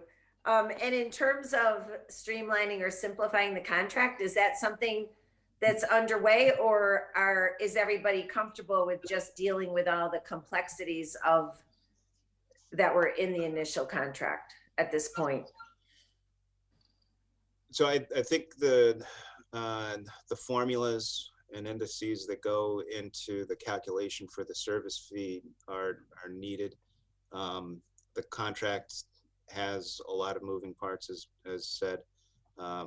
There's a lot of expenses associated with the operating the collection system and the treatment plant.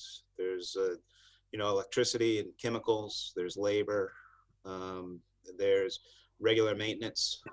So we've talked about CapEx, but there's also preventative maintenance and other regular maintenance that's needed to be performed on all of the equipment and structures associated with the managed assets. And I think the formulas that are used to calculate the service fee do a good job of taking all of those components. The service fee isn't just adjusted by CPI. Mm-hmm. There's various CPIs for labor and electricity, and all of those get factored into the different components that they're applicable to every year to come up with a new contract value. Mm-hmm. And so at this point, do you see all those variables at the end of the day working out in essence to be a win-win, both for the contract and for the city, as it's all actually been operationalized over the last 15 years? Yeah, I mean, the city's made out in that we have a system and a treatment plant that are meeting permits. The work that the city has done and Suez has done with the improvements, we've been able to stay out of a consent decree with the— Which is a good thing. Which is a good thing. So I see it as a positive for the city. Well, thank you very much, and I appreciate you all giving me the feedback on that. Sure.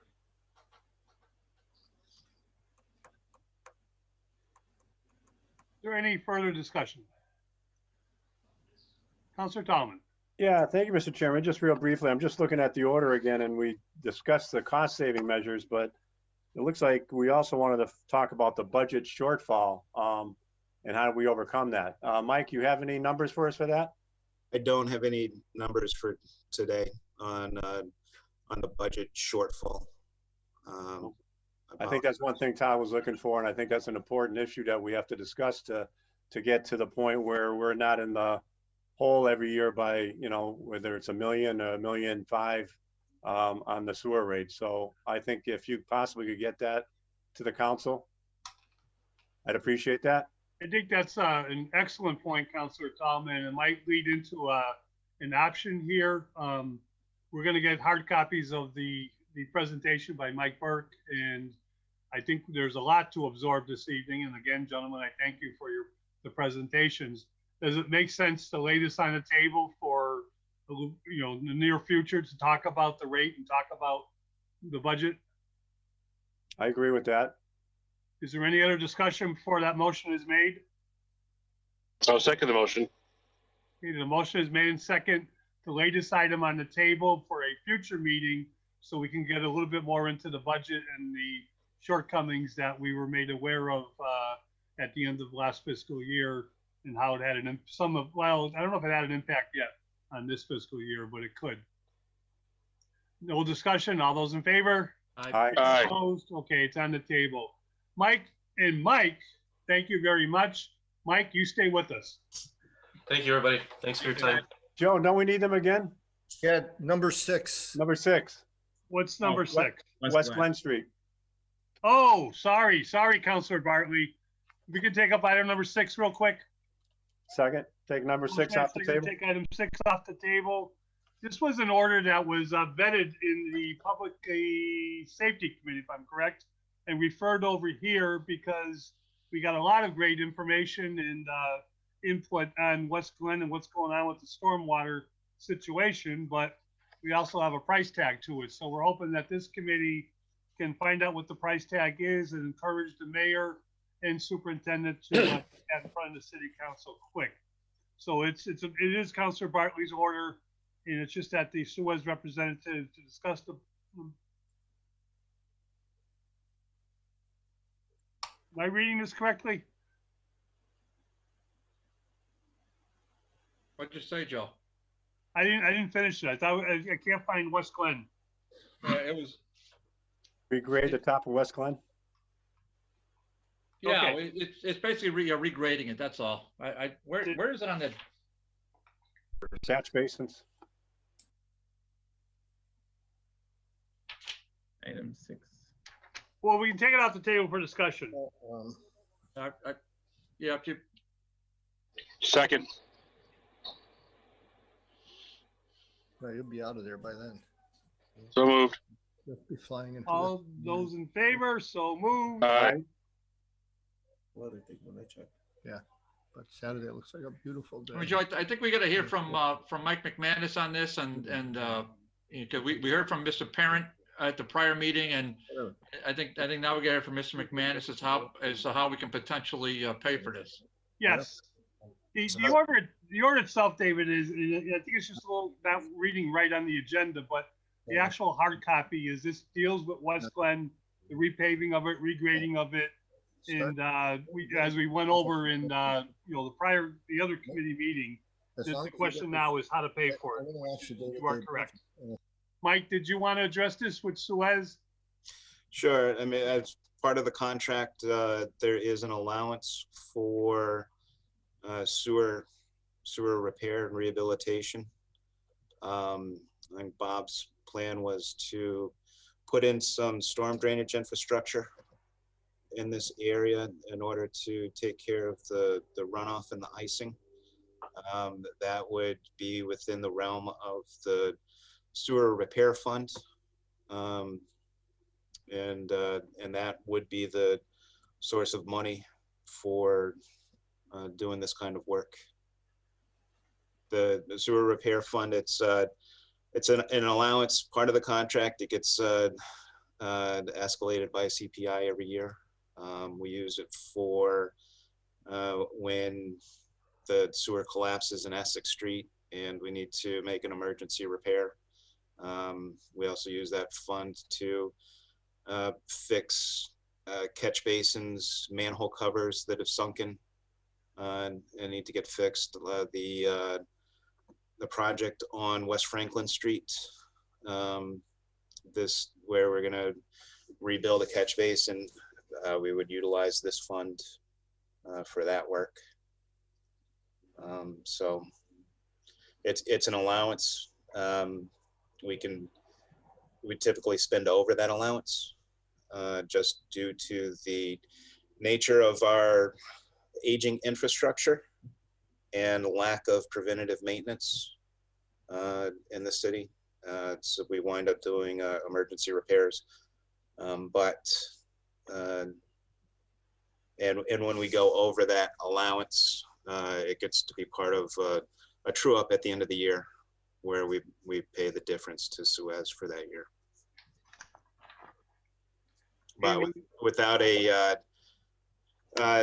with no capital money in our budget for doing these repairs or other repairs to the sewer storm drainage system. So that is the budget that we have. We've learned, and Bob Parent was with us, you know, the importance, and I think all of us understand the importance of this particular project because of the steepness. There's underground water that's causing a lot of the problem, but the storm, you know, storm drain system is something that, you know, is part of the fix here. Mike, are you telling us we can get this done financially in the near future? Or is there something the city council needs to do, or can you find it in your budget or Suez budget? Yeah, there's nothing that city council needs to do. We would utilize the sewer rehabilitation allowance through Suez to fund the infrastructure improvements. And the key word is timely fashion? Right, the plan would be to do it this spring. Okay. Councilor Bartley? Yeah, that's great news, Mr. Chairman. So to hear that there's funds available, to hear that there's a plan, because we got to thank Mr. Parent for his diligence. I didn't think the budget was off the wall. I mean, I thought it looked like this 40 to 50 grand is that's what I have in my notes. Now these are all subject to 35 to 40 grand. There you go. So these are all subject to change, I suppose, but just from a just from a communication standpoint, Mr. Chairman, I guess I would want to hear.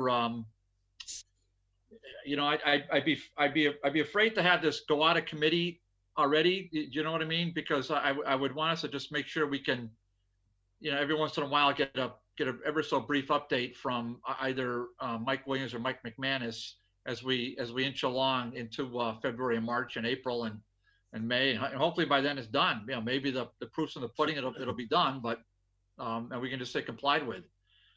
But I would like us to sort of keep it in committee and maybe if necessary take it up in, I don't know, April or something, and just see how we're doing. I have no problem with that. The rest of the committee, okay? Yep. Anything Okay. else? Yes, I'm fine. Councilor Murphy? Hey, so how much is in that catch basin rehab fund? Mike, you don't have to answer that.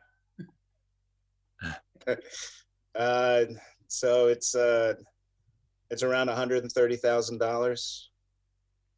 Okay, is that yearly? Yeah, and it goes up or down with CPI.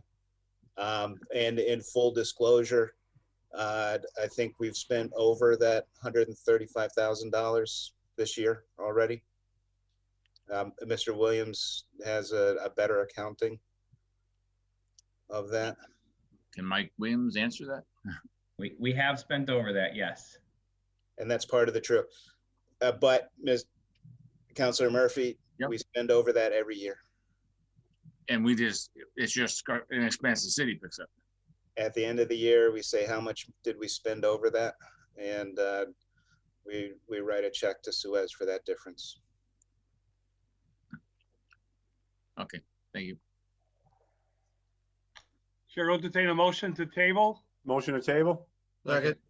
Made and seconded. All those in favor? Any Aye. opposed? Stands table for an update into the springtime.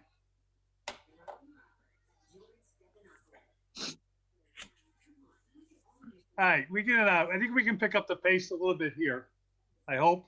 But item number 3 is introduced by myself, the city council meet with the DPW to discuss replacement of vehicles. And item number 4 is a invite to have Mike and Bob talk about addressing budget for cities for sidewalk, streets, and equipment. Do I hear a motion to take up together? Motion to take items 3 and 4 together? Okay. All those in favor? Any opposed? Aye. Mike, on the vehicles, with Mike Sullivan's input, during the $100,000 transfer, I think he opened up the door to something that we know there is a there's a fleet issue within the DPW. I think we've known for some time. You sent an email, did you, with the information of the fleet? I'm not sure if I Yeah. sent an email to. I went looking for it today. I swear I read something, but maybe I'm wrong. I know I've been emailing back and forth with Alex and Tanya. Okay, maybe I was copied on something and I saw it Sandy. and lost it, but. About our fleet, but I don't recall sending anything to City Council. Can you give us a general overview of where the fleet stands and is there a plan? And if not, what can we do to get a plan going? Sure. So for our needs, we need to replace our forestry truck. This is the aerial lift truck that we use. That's a 30-year-old vehicle, and it has major mechanical problems with the turntable, which is the device that rotates so that the bucket can move around, and also some hydraulic issues. And it's the reason that it took us so long to get the tree decorated was because of mechanical problems with that truck, and why we worked with our friends at the fire department to get the tree lit. We've priced out a new truck. It's $175,000 for a new aerial lift, and similar to the way that the police department went about with their new vehicles, we asked if there was a lease to own process, like a 5-year lease to own, which there is. The annual lease cost is around $38,000. We're looking to see if we were to bond for it, if the principal and interest on a bond for 5 years would be less than the lease to own, which way to go. But one way to pay for that lease cost is in the forestry budget. There is a line item for outside forestry services. It's around $30,000 every year. And if we took that money, we would almost get to where the annual lease payment is. And we would just have to take on that work with our forestry department. I think newer equipment would allow us to do that. And talking with the city forester, we went over using that money to pay for this new equipment. And his comment was, if that's what we need to do, that's what we need to do. And we'll, make sure that we set time specifically for tree removal, because we're not going to be able to have Asplund or other companies come in to help us out. Mike, that $30,000 though recently has been used for contractors to address a long list of problem trees. Is that correct? That's correct, yeah. We haven't used it yet this year though. Okay, so you think you can start getting back to doing it in-house? If that's what it takes to get new equipment, then yes, we would do it in-house. And we have one forester or two foresters, I forget. We have one forester who's also the parks supervisor and the, certified playground inspector, the certified pool maintainer, Talented man. tree warden. He is very talented. Better not lose them. Joe? Counselor Sullivan? Yeah, if the committee would indulge me, if, as we go down each of these items, if I could interject a little bit. One of the problems we're going to have, I like the train of thought here, but every year we have a tree climber in the budget, and every year it's not enough to hire a tree climber. To put a guy out in a piece of equipment like this by himself is not a good idea at all. So if we're taking the $30,000 from Asplund because we're going to be able to do more stuff in house, that's not going to be possible without an increase in the line item budget for that tree climber. The other people that Mike mentioned, I don't know about the additional parks maintenance guy. That might be good, but as far as any other maintenance people, operation of a truck like that also requires, I forget what the number is, you could help me, Mike, probably a 3A or 4A hoisting license. I think it's a 4A. And you're going to be operating chainsaws and stuff like that. So if I may, that tree climber position hasn't been funded. What we did was we took that Asplund money and put it into the tree climber position, hoping to be able to hire somebody. And in past years, we didn't find anybody, so we would transfer out of that labor line item back into the expenses to pay for Asplund to come and do some work. This last year, we just put the money in the contract services line item, and we did not fund anything in the tree climber labor line item. That we have two guys who go up in the bucket. The city forester is one. There's a parks person who is the other one. And generally the parks guys also help out on the ground for ground support. But we do have some highway guys who, in a pinch, or if directed, would be competent to be ground guys on a tree crew. But it's not a dedicated tree crew. We're making a tree crew out of our parks and highway department personnel.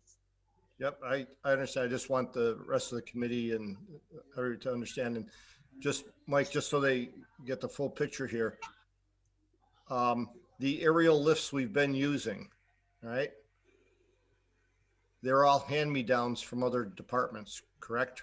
From gas and electric, yeah. All right, so it's equipment where other departments have deemed them ready for retirement and replace them with brand new equipment, and that's what's being handed to DPW to maintain. And that's, these are dangerous pieces of equipment to operate, and to not be rotating these out to the other departments are rotating them out for a reason, and so should DPW. They shouldn't be operating with hand-me-down equipment in an operation like this. So I think this stuff is important to get in front of with everybody and start doing this in a proper manner. As you heard what Mike was saying, they're maintaining hydraulics and rotational devices on these pieces of equipment. I don't know on this particular piece, but some of these go up anywhere from 35 to 70 feet in the air. I wouldn't want to be up there when that fails.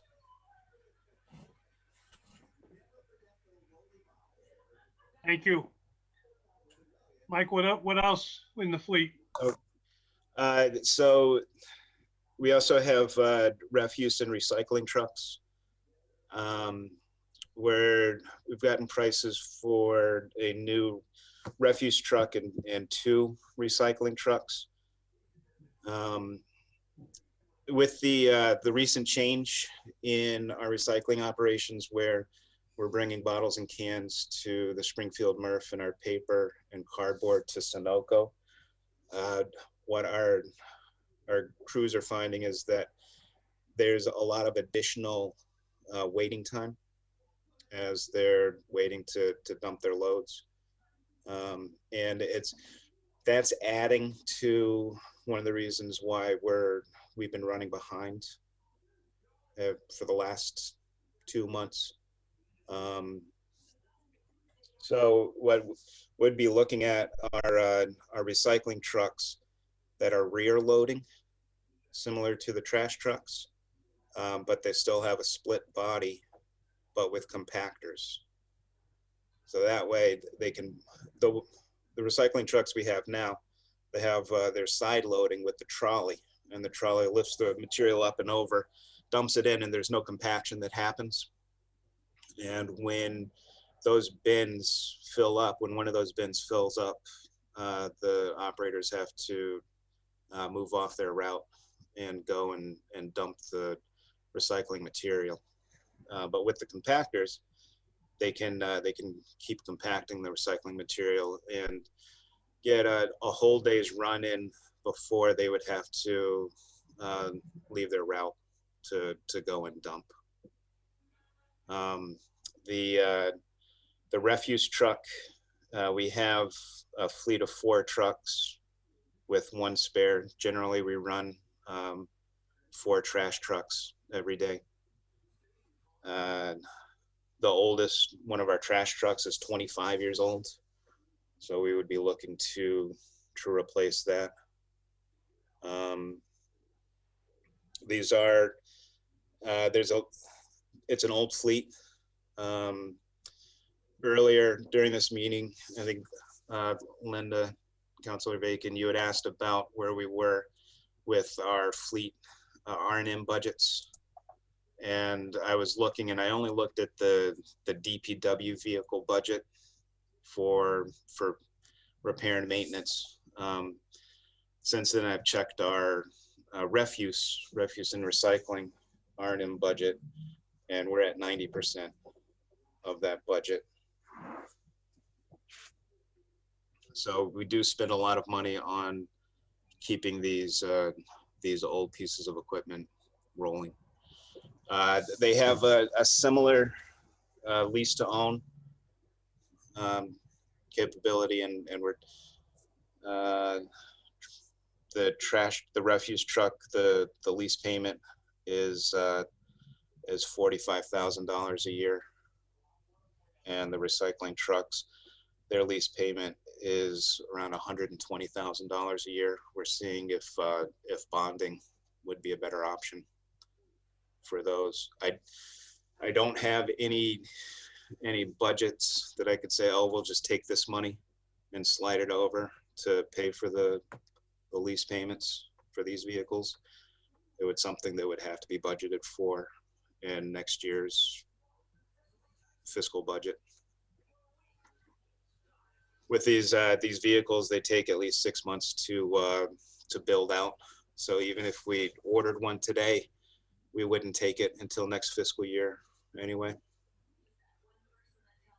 Mike, with your, just a quick guesstimate, with these new vehicles in place, what would the offset savings and what we're spending trying to keep the old fleet going? Well, it's hard to forecast, because you think, yes, there would be savings, but it's only replacing one truck out of 5. Those other 4 trucks are going to be getting old as well. And I don't, I don't see the city getting into a place where we're replacing our refuse trucks every 7 to 9 years. I see us staying in a place where it's every 20 to 25 years that we're replacing these trucks. So I don't know if we would see any significant reduction in our vehicle maintenance with these new vehicles, only because we're still going to have 4 more trucks that are old and are getting older. Well, I mean, the short answer is that it needs to start being worked into the budget and figured out how to do this so they are being cycled out every 5 to 7 years. Right? It would be great. And, you know, our mechanics would only have to change brakes and oil and not, you know, replace engines, break engines apart. And, as we call it, routine schedulable maintenance. yeah. Which isn't going to result in interruptions of service. Right. I mean, these trucks where some of their problems are so bad, we're sending them out to get fixed. Because, and that's the other thing, is we only have 2 mechanics. And we have more than 2 vehicles that need attention at any given time. Yep.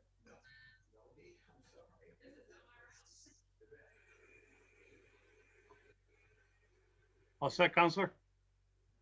Yep. Mike, next, or? Yeah, so the other vehicle would be another dump truck. We have 10 dump trucks in our fleet. The oldest one is 32 years old.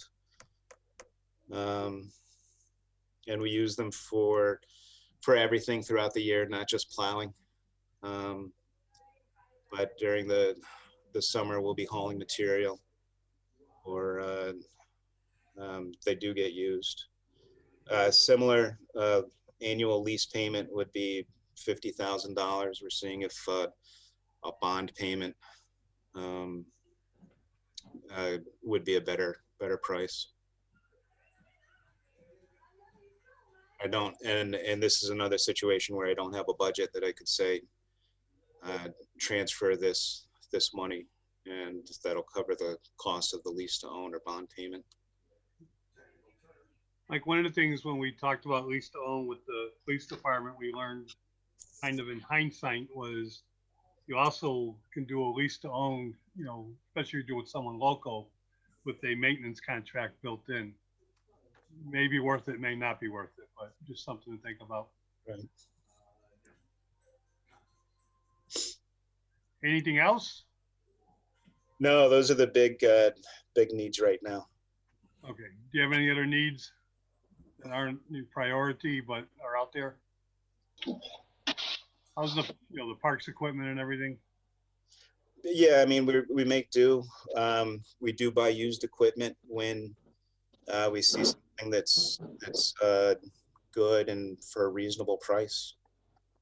So even with these recycling trucks, we're pricing out new recycling trucks, and the automotive and equipment maintenance supervisor came to me today and said, "Hey, I found 2 recycling trucks that are similar to what we have with the side loading, non-compacting recycling trucks in Boca Raton that are 7 and 8 years old that are up for an auction."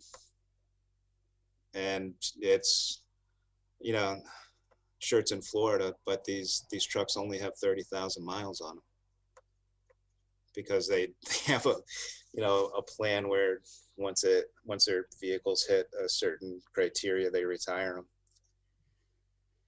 Councilor Tomlin. And maybe that's what we should be doing. Just a quick question for Mike. Is that a hint? Yeah. Moving to sounds like a good plan. I think we should put them on a hauler and bring them up here. No, Mike, you stated earlier, I've talked to, I've been down to your office a couple of times, just dropping off recyclables and cardboard and other household stuff. Sometimes I talk to the employees just to get a feel for what's going on. And you mentioned earlier, you got 2 mechanics and their work is, you don't have enough, it seems like you have too much work for those mechanics. Is there any thoughts about trying to maybe hire in another mechanic to try to keep these vehicles going and keep them, repaired on a regular basis? Yeah, and I think I put it in my budget. I'm not sure who cut it. Right. I forget whether it was cut by you guys or at the mayor's office. Yeah, Yeah, we would love additional mechanics. because I think that's all part of, you know, first of all, to get the work done, you need the vehicles and you need the good running vehicles, you know, to get the recycling picked up and the trash trucks picked up. I mean, especially now since we don't, you're talking about, you know, the four new, trucks that that we have, we're gonna probably have for another couple more years if we even order one. Those vehicles are going to start breaking. They do break, and you see it. I can drive down there and see the bays full of the trucks sometimes and working on them, and it seems like there's more work on these vehicles than you have the help to fix them. And you know, I know that you need employees to pick up the trash, but it just seems like if you had one more vehicle mechanic, it seems like it would alleviate some of the problems of people not getting their trash picked up or the recycling picked up for 2 or 3 weeks. So just a thought, like I said, I just talk to sometimes people, employees. I'm not trying to micromanage or anything, but I'm trying to think of the best way that we can get through this without purchasing, you know, new vehicles at this time. Thank you. For the record, Mike, it was the mayor that cut that one. Councilor Sullivan. Yeah, and just, and I'm not trying to be mean, Counselor Tallman. I don't, but to the point you just made, $50,000 for another mechanic is the price of another piece of equipment.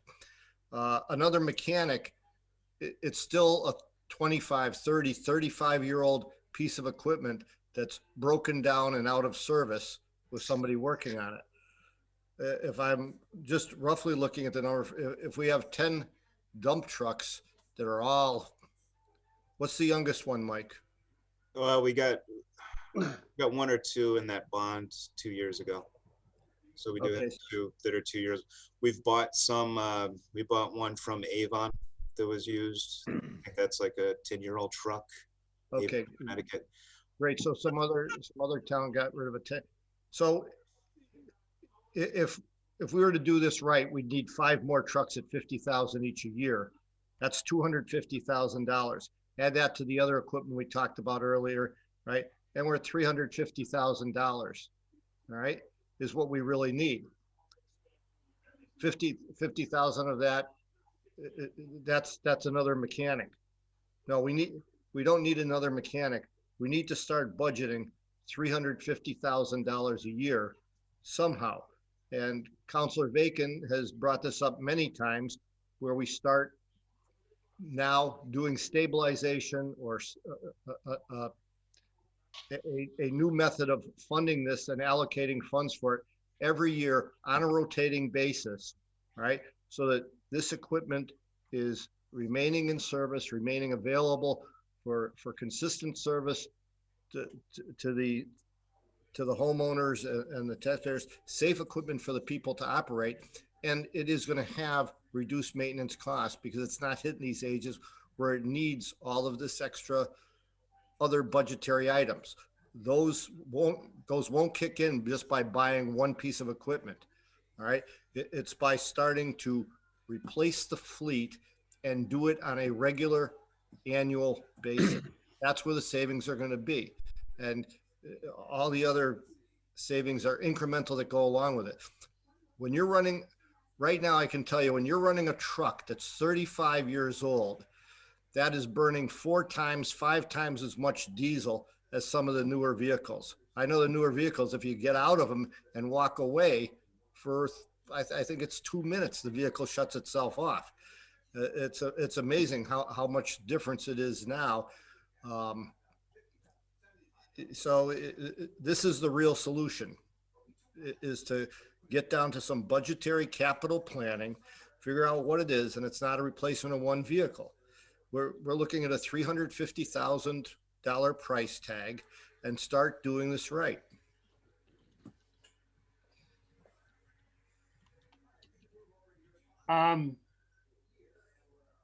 Thank you, Counselor. Counselor Murphy? Yeah, I just, I'm and I was part of filing that order, trying to consider us to use some of the interest and create, and I was looking to cover some expenses. I know people talk about creating a capital budget, and that, I mean, if you look at, we took $1.2 million in interest on the stabilization account out of, I think it was 14 plus million that we had there. So if we took 600,000 of that, we could be paying for all of these vehicles for the DPW. We would save money in so many of our expenses in terms of maintenance and other things, and we would provide a much more efficient service, as well as do other things that we need to get done that we keep saying we can't do because we don't have the money. But in reality, by trying to save that interest, the interest we are earning is not making up for the expenses that we're having because we're ineffective and inefficient. So I'm all with Michael, with Councilor Sullivan, and I know Councilor Bacon has advocated for it. I mean, that to me is the area. We know we're earning so much interest every year. If we would get a commitment that a percentage of that is going to go into a capital fund, so that we're not trying to say, where are we going to find this $50,000? Where are we going to find this?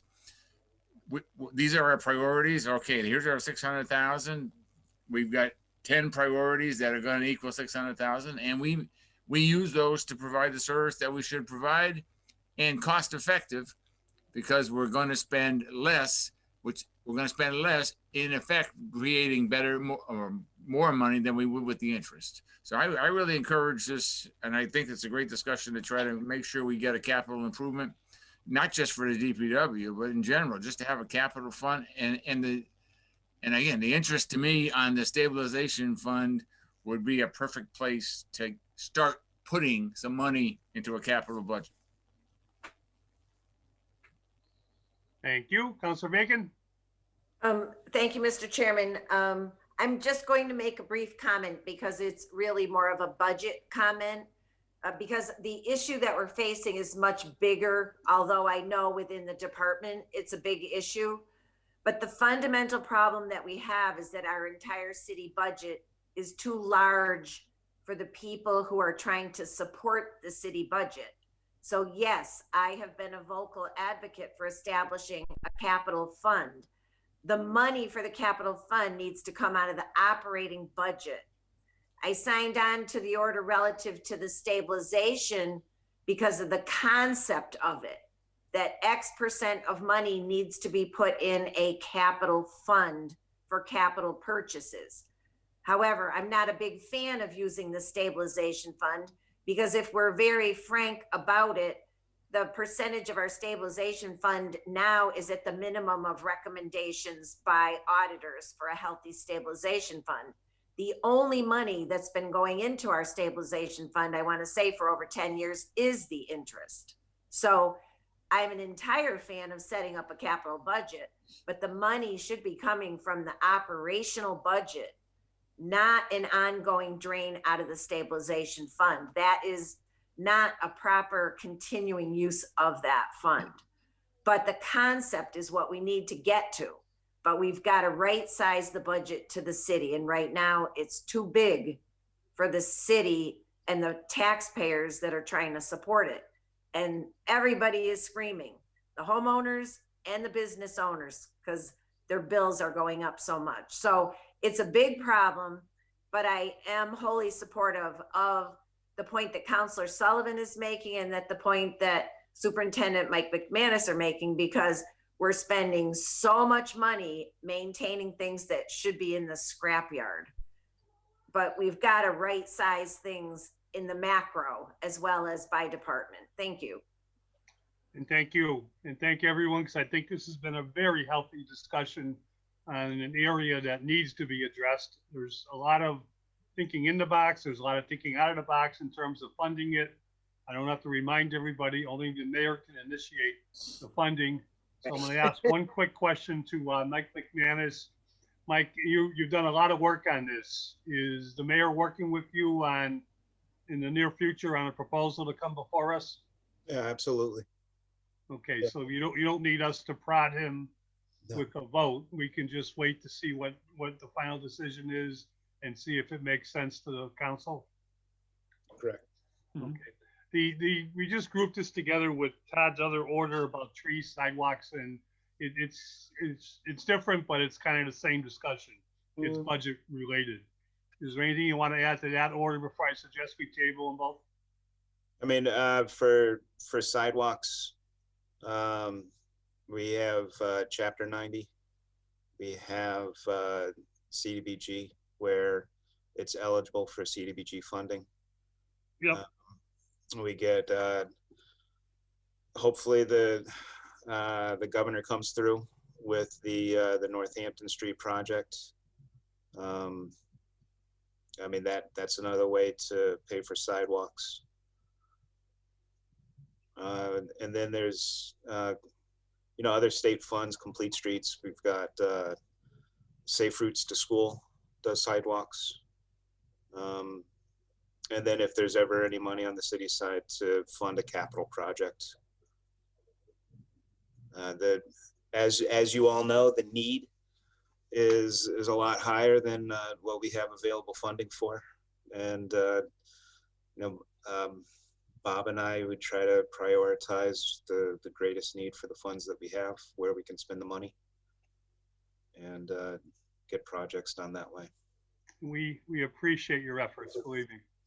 And I wish we had the perfect answer, but I think we just have to continue to work with the mayor and work with you on finding the funding that makes sense to everybody. With points well taken. If there's no further discussion, the chair suggests we put these items on the table and revisit them in the spring perhaps, or maybe before spring, before budget time. Motion to take items number 3 and 4 and put on the table. Second. Second. In favor? Any opposed? So moved. Motion to take item number 7 off the table for discussion. So moved. I think we can do this very quickly. It's a grant, Chapter 44, Section 53A, known as the fiscal 2021 Holyoke City Hall Stained Glass Window Phase 3 contract. This amount is $50,000. Like any grant, the language is to authorize the establishment of fund and appropriate mechanisms to spend and account for. Under discussion, Mike, can you just update us? Is there a match to this? I think this is like an annual grant for City Hall stained glass windows. Well, I'll defer to Bob because he really likes the stained glass. I'll let Mike rest his voice for a little while.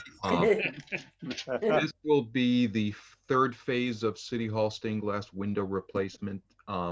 In terms of accuracy, the term no match, I'll take some blame for that when Tanya asked me, is there a match? The reality is this will add to $80,000 in CPA funds that have already been granted for this 3rd phase of the project. So technically this project would be a combination of the $50,000 of Mass Historical money and the $80,000 of CPA funds. To this particular phase would complete the windows along the High Street side of the City Hall ballroom and complete one of the windows on the parking deck side of the City Hall and remove the remaining windows from that side so they don't fail like we had the failure, and box them and crate them and store them safely so we don't have a failure like we had in November of 2019 when we had a portion of one window fall to the parking deck. Again, we've done this twice already now. We'd like to do it a 3rd time. And Bob, where do you put the stored windows? The stored windows are stored in, there's a large storage room off the ballroom. So they stay right there in the ballroom. They're all crated, they're all documented, they're all encased in plywood, blocked correctly, etc. So that when the time comes to be able to restore that window, they can be taken out of the plywood boxes and restored. Okay. So we get the $50,000 because where does this grant come from? Mass Historical Commission. The Mass Historical knows where the CPA monies are being used also. That makes sense. Correct. Okay. Yes. Any questions? Councilor Bacon? Thank you. So Bob, will the remaining windows that will be boxed and stored be the final phase of this? And is that 4 windows? At this rate of spending, there's likely at least 2 more phases to go. With this level of funding, we've been able to do 2 windows a year.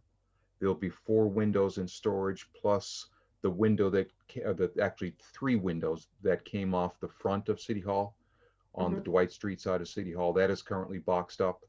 So I'd say at least 2 phases, possibly 3 phases to go after this one.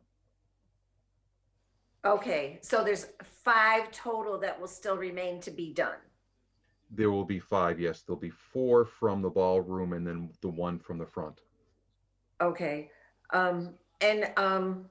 Chairman McGiverin, if I may, through the chair to Councilor Sullivan. Yep. Is there a way that we can use the CPA funds to complete the whole project instead of taking this out 3 or 4 more years?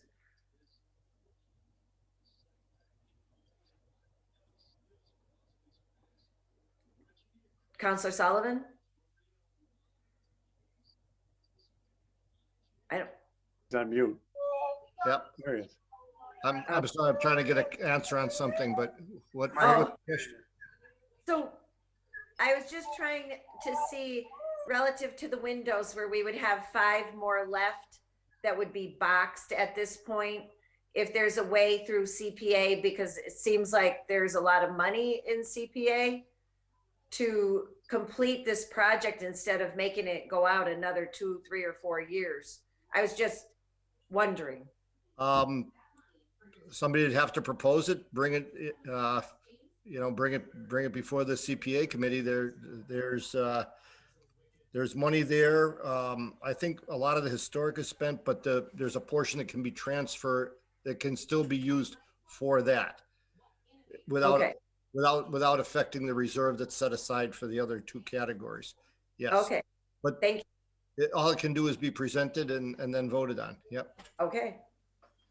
If I may add one comment to that, I think the mix of CPA and Mass Historical money is a pretty good split right now. Mass Historical will commit up to, I believe by program they can go to $75,000 or $80,000, but by practice, because they like to spread the money around, they will not go more than $50,000. So if we want to maximize the total amount of Mass Historical money that we receive and reduce the city's cost, we would need to spread this out over multiple years. Okay, so in other words, if we were to do it all at once, we wouldn't, we'd only get the 50 grand and we'd end out spending 3 times as much ourselves. That's correct. Yeah. Okay. Thank you. Thank you. Councilor Bartley? Yeah, I guess I don't know if this is to the committee, to the chair, but am I the only one that didn't hear about the window collapse in 2019 until now? I remember hearing that. I heard about it. Well, the only reason I heard about it, David, was because I work in Holyoke District Court. I see the back of the building and often see the front of the building. And I'll tell you, I remember when it came out, but I'll tell you about working in Holyoke District Court. Every time there's a new person, whatever department that comes to work, they look out the window and they say, wow, what church is that? And I have to explain to them, that's not our church. That's our city hall, believe it or not. And they are amazed. Yeah. But yeah, it did happen, kind of happened quick, David, Counselor. And did I take it no one was hurt by some miracle? We were fortunate in that only a couple of pieces of glass, the less significant pieces of glass, basically a couple of pieces of sky that surrounded one of the figurines in the windows is what actually fell out. We were able to get our stained glass preservationist, Julie Sloan from North Adams, on site immediately. And within an hour or so, we were able to set up staging and take the balance of the window that was hanging and the figurine that might have fallen to the ground, take that off and get that stored before it failed. So has that one been fixed, or is that one in line to be fixed? That is in line to be fixed. That'll be part of this phase. It's called window number 3. There's 5 windows on each side, and then the window in front and a couple small windows to the rear of the city hall. Yeah, have we given Judy Sloan a proclamation? We should. I don't remember us in city council doing that. If she's running down here from North Adams in an hour. Dave, we should put up. I'll file it with you, Dave. I mean, outside a helicopter, I don't know how she got here now, but that's impressive. That is impressive. Well, who's the former governor who flew from Boston to North Adams in a helicopter? What the state police had Oh, the woman? Oh, yeah. Oh, she got in trouble for That was that. Jade Swift, David. Okay, okay. Jade Swift.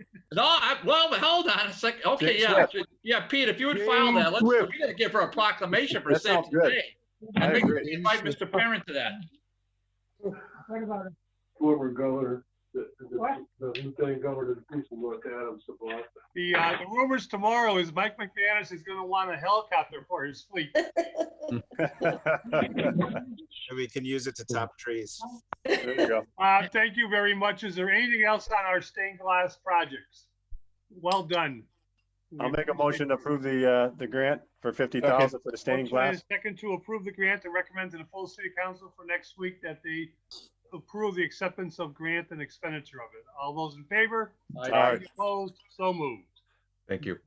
Motion to take item number 8 off the table. Second.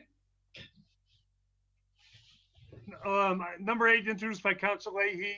It's an order that the city of Hoyoke's Park and Rec Department rebuild a concrete outdoor handball court in Hoyoke. Hoyoke once had 3 courts, and now they're down to one wooden one. Off the table for discussion. All those in favor? Any opposed? So moved.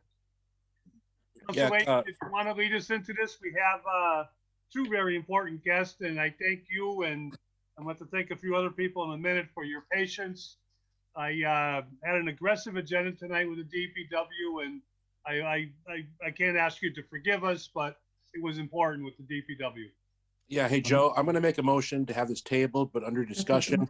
We got an email earlier this week from Terry. She couldn't come to this meeting tonight because she has a Parks and Rec board meeting tonight. So the Parks and Rec board meeting isn't going right now, so I extended an invitation that she could have joined us after that meeting, but we have some guests here. Would you like to?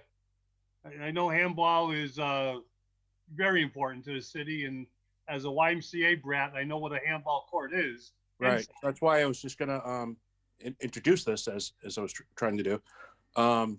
Yeah, so Terry sent an email to us saying that she was not coming along, but as you said, yeah, I got that email this afternoon. Yeah, I did too as well.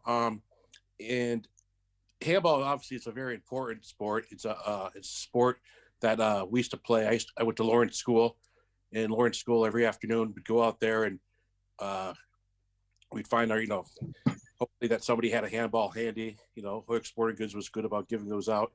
And not only is it an important sport, it's very inexpensive, and it's something that we should have the kids playing and the adults playing.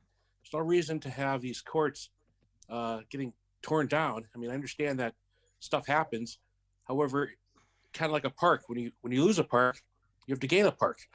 Well, we should have these handball courts, concrete ones, put up throughout the city. It's not that expensive to put one up, and I think it's very important. But we do have some important people. And if I could, through the chair, make a motion to let our guests speak. So moved. They are invited. But we'll make a motion that will allow our guests to speak about handball courts for a moment. All those in favor? Aye. Any opposed? So moved. Hi, how you doing? Thank you for having us. My name is William Ortiz, and this is my wife, Nancy Ortiz. And I grew up playing handball in Holyoke. And one of the issues that we have, we're actually down. We've had up to 6 courts at one point, and then they were like taken away little by little. We ended up with the 6, 3 of them were removed. The one at Peanut Park was removed in the flats. That was the most used one, probably in New England at one point. And the Lawrence School one had a handicap ramp built kind of like right on it. So we couldn't use that one either. And we actually used to play right across the street on the Perpetual School. It burnt down, that whole section burnt down, but it was fenced off before. Saucy Park, which is in South Holyoke as well, off Main Street, that one was repurposed. And we never could really use that one because it was too small anyway. The ball went down the alley, it didn't have fencing and stuff. Then we have Springdale. In the Springdale section, it's a tiny wall. We actually held a tournament there during the festival about 4 years ago. It's just too small. A lot of the players just have an issue with using it. It's only 11 feet by like 16. There's no fence. It's just tiny. So that one's really hard to use. The one at Jackson Street is in better condition. it did have some improvements. They increased the fence in the back. You know, our counselor from down there, Terry Murphy, helped us out with having it painted. So that helped as well, along with when they fixed the basketball courts. So that one doesn't have any running space on one of the sides. So it'll be like having a tennis court without having running space on one of the sides. And we had a hard time playing it when its original construction, because the ball was going in, the fence in the back was going into South Canal Street there, was only about 3 feet high. So we couldn't really ever use that one. So the players started scattering, driving to Springfield, driving to different places, you know. And then the other one at the high school, which had some improvements that I've been trying to do a lot of stuff at. And I've advocated for the one in South Holyoke and the one at the high school back in the Phil Chesky days. You know, so like I said, I grew up in Holyoke playing, but that one there has had some improvements. I know that they have the concrete floors. We did have an issue with some of the paint color, you know, because it was purple. We mostly use a dark blue ball, so the color code was a little bit issue, but that one's made out of wood. So it's kind of a challenge, you know, to maintain. There's a lot of irregular bounces, but right now we do have a group that's currently playing at the high school at Roberts Field, which is, and you know, it's decent enough to use, but being that it's made out of wood, it makes it a bit of a challenge to use because you know, the maintenance, the boards have, you know, a lot of, you know, on the grooves, you know, where they meet, has a lot of funny bounces, and that's what we were hoping to have some kind of concrete one, because that's what we were used to. And like I said, we lost access to the concrete ones. And I'm the state chair for the United States Handball Association. And I did one handball clinic for the teachers at Holyoke High School inside at the auxiliary gym. And it was for K-12. I think it was in January of 2017. And I offered them handball curriculum for the United States Handball Association, you know, and ways that they could modify it for their grade, their students from K-12. So they were very enthusiastic. I think there were like 27 teachers and that participated. And I got the approval from the principal at that time. I think it was Mr. Sullivan, and from Ms. Martin, the athletic director. And we had a great time. And I want to follow up with the teachers so that Robert's handball courts, you know, would be a starting point for the teachers in physical education to implement the handbook curriculum and have an after-school program. And we want more usage of the courts, and we want regulations courts, because since the beginning, when Holyoke built these courts, they're like hybrid courts. They were not regulation courts with plenty of running space on the sides and in the back and fencing. Like when you build handball courts, you have to think of it like tennis courts, because we also play indoors. Holyoke Y has 2 4-ball handball racquetball courts, because we also play small ball. But the handball that they use to play outdoors is the racquetball ball, which is the bigger rubber ball. Well, that's because it's user friendly. So that's one is more inexpensive, and that's what people are prone to be using. But unfortunately, like I said, even though they were not regulation courts, we were still using them a lot, but unfortunately they got removed. And in the middle of, you know, I was running 8 tournaments a year. You know, I was working with Nueva Esperanza. We had Carlos Vega was recording a lot of our videos, Aaron Vega's father, and we worked a lot with the community, you know what I mean? So unfortunately, we had that removed. And the other one that was really popular, the Lawrence School, that with the handicap ramp there, we couldn't really use it. We did host a clinic there about a year and a half ago, 2 years ago, with what was that, from that neighborhood, what was that, the people, they had like some type of block party on Chestnut Street. With New Horizons. Yeah, so we did, and we did try to fix some of them up. We painted that one up and cleaned it best we could, even with the ramp there, just to introduce it and somewhat keep it alive. And like I said, we did one in Springdale, and we also run the New England Handballers Association, which is pretty much governs all of New England. You know what I mean? I'm the ambassador, but I'm also the CEO of that. And we run tournaments throughout New England. We work with Connecticut, Rhode Island, New Hampshire, you know, Maine. I mean, so we're pretty much running and trying to revitalize courts throughout Massachusetts and New England. But Holyoke is obviously really close to our hearts, because that's where everything started for me and my wife there, and where I started playing since 1983. So.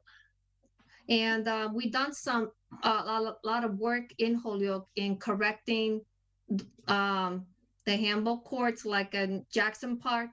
They put out indoor four-wall handball lines on those courts.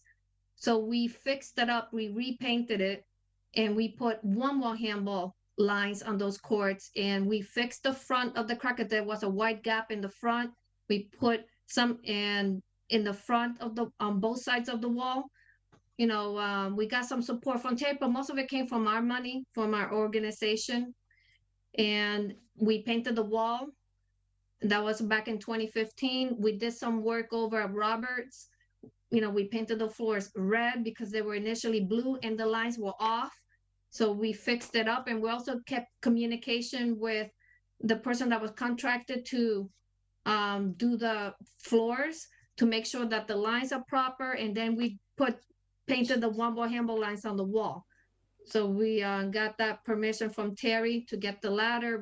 William climbed up his 300 pounds up there, 16 feet high, and we held up the ladder with Jose Bayron helping out. So we did that, and we do a lot of work because we love the sport of handball. We also painted Springdale and fixed up the lines. Yeah, and then we did a couple of clinics with Ed Casey and the police down in South Holyoke, so we are heavily involved with the community as well. But handball has more than one version. It has the one wall, has the three wall, and it has the four wall. The four wall is kind of like we see like a racquetball court, and the one wall is a single wall, you know, and with no side walls.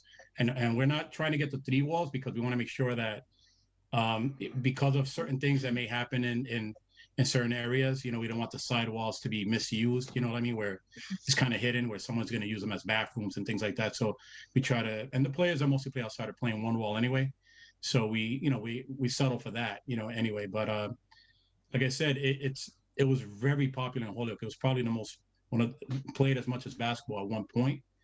And, you know, little by little died down. A lot of things happen in Holyoke, and but unfortunately, with the removal of them, you know, it just makes it a big challenge. And to make it, you know, relevant to everybody, Holyoke, the sport of handball is not a Puerto Rican sport, is a diverse sport, and it originally brought here by the Irish folks from Ireland because they mostly played handball on the sides of the walls, on the churches and the buildings. So they played different versions of handball, and we want to keep handball alive because it's the oldest sport with a ball and a wall, and it's affordable.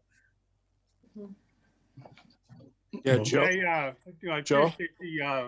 I do appreciate the presentation. But I have to tell you, when I grew up, when I was younger days at the YMCA, I always liked it better when I had a racket in my hand.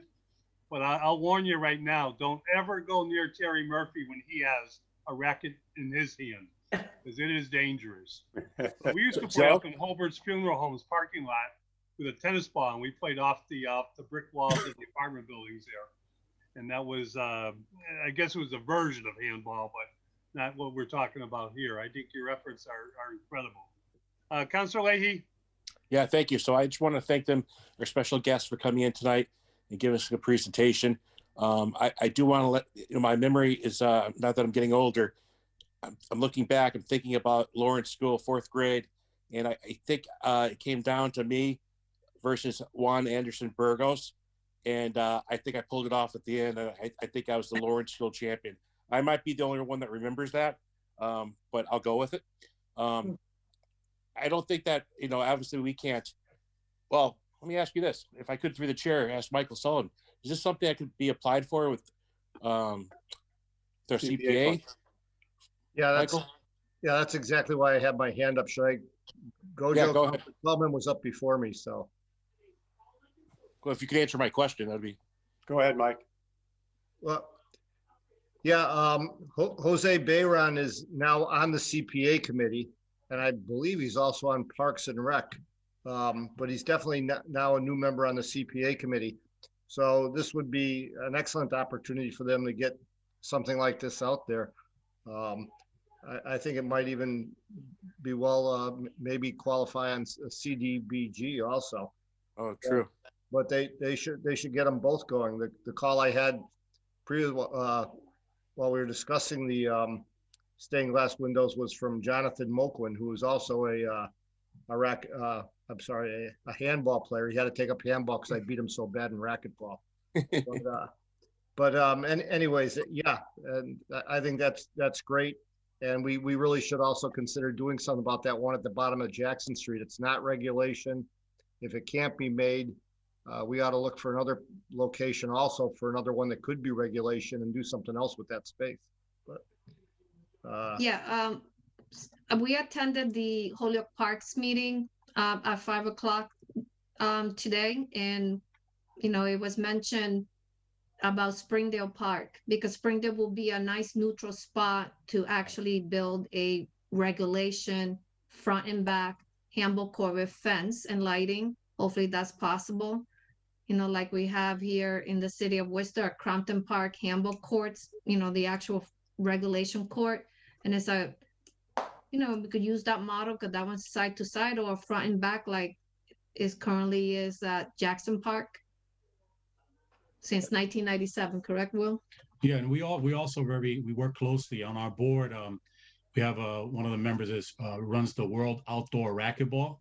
So he's actually grew up with pros, like the #1 racquetball player was from Massachusetts, Cliff Swain. At one point, was out of Braintree, and so we have the current #1 living in Boston as well, Killian Carroll. He's from Ireland, but he's been here around 7 years, and we've done stuff with him, and he's actually the #1 in the world too. And so we've had the racquetball and the handball we're heavily connected with. So those are the type of things and type of people that we want to bring to Holyoke to have clinics and influence not to interrupt the you, racquetball. Do you know who not to interrupt you, but do you know who the #1 paddleball person is in America? Another Holyoke guy. America, who?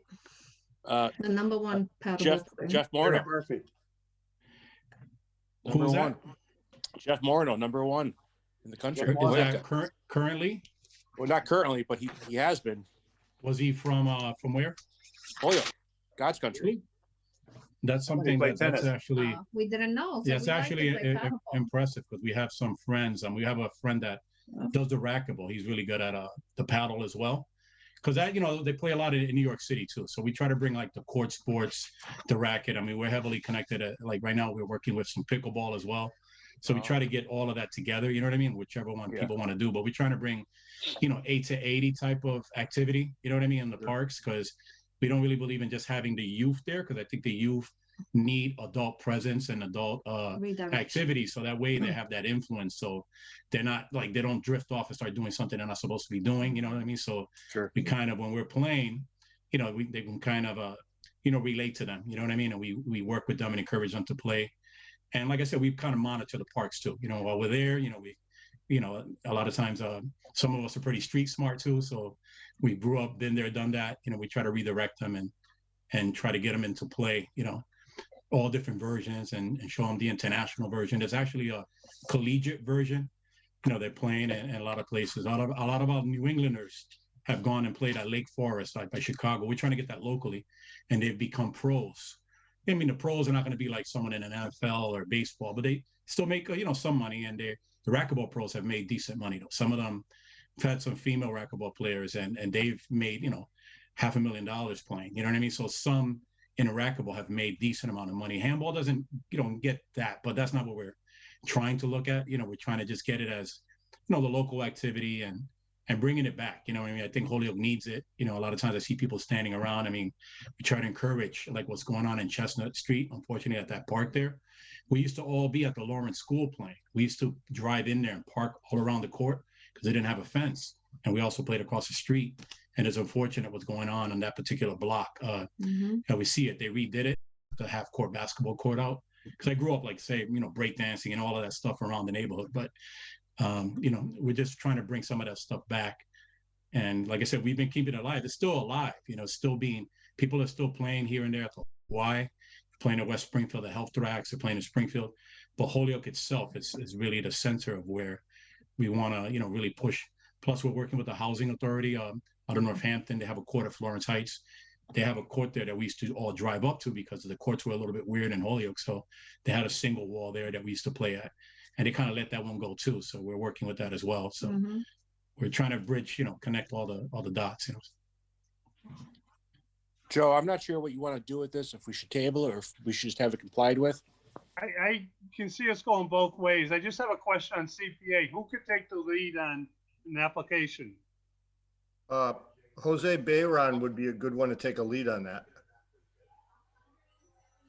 Can he He's file it, also a Mike? handball player. Can he Yeah, file I it? Yeah. Would it be the Well, Parks Department or DPW? To me, I think this one's one he should, I mean, he's on the board. Him and Terry Shepard should get together on this one and get it in. Yeah. They would work together though. I know when we did the courts and we did try to do some renovations on the one on Jackson Street. I mean, it was the parks and it was the DPW trying to work together, and then the Ortizes got involved, and they were very helpful when we had the basketball tournament. And then you did some, I know you did some one-on-one stuff, teaching some kids, and I know Nancy was very active.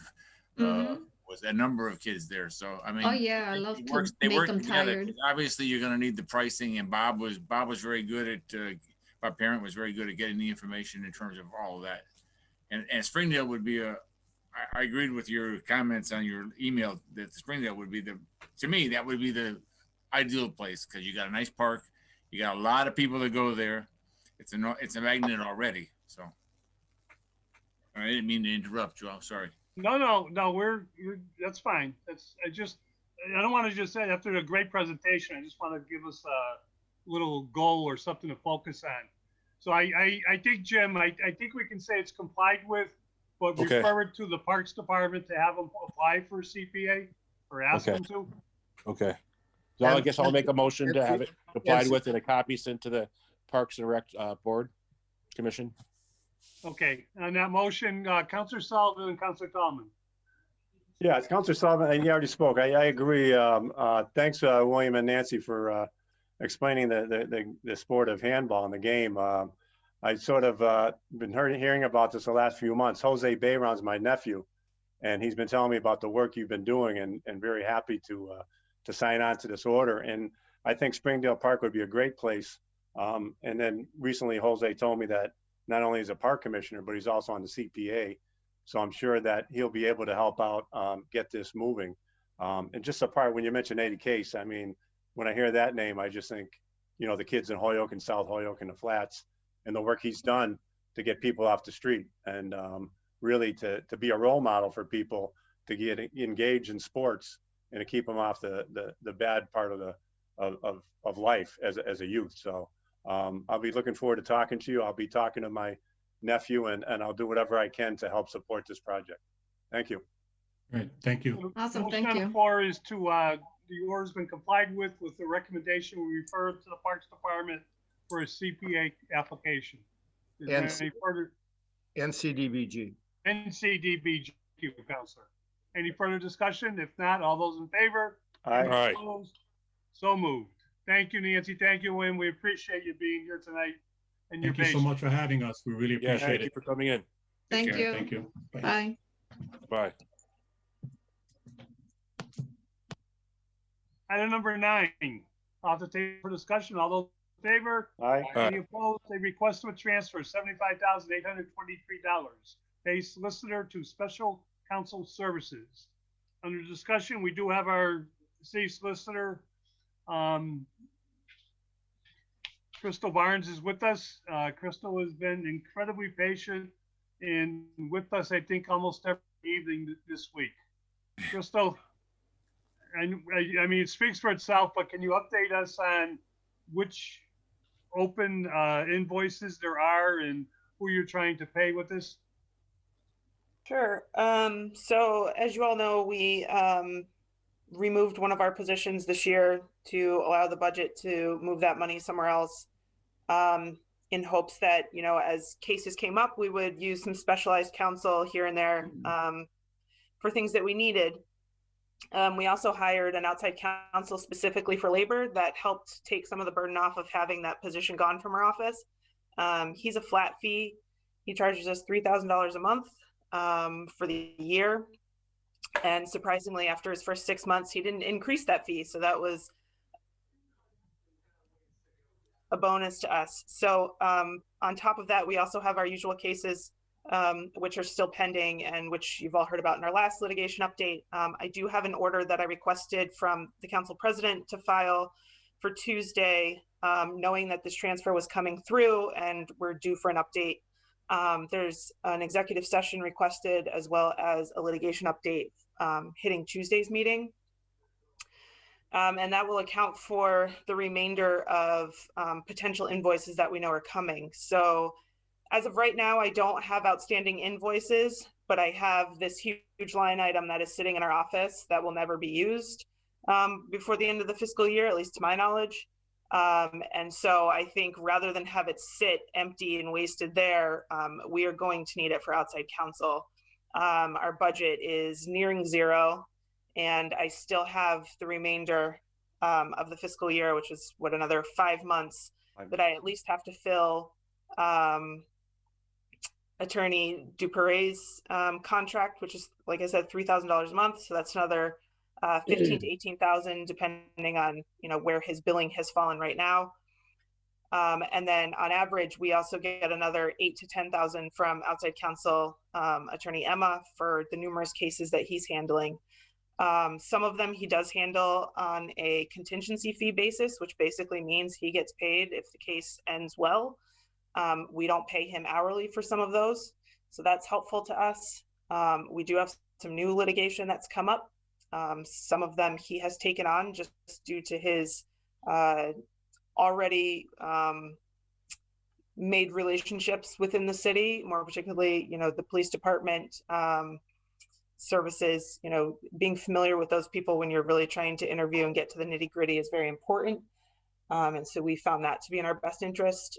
We have an appeals case that came about from an old matter that we hired new counsel for.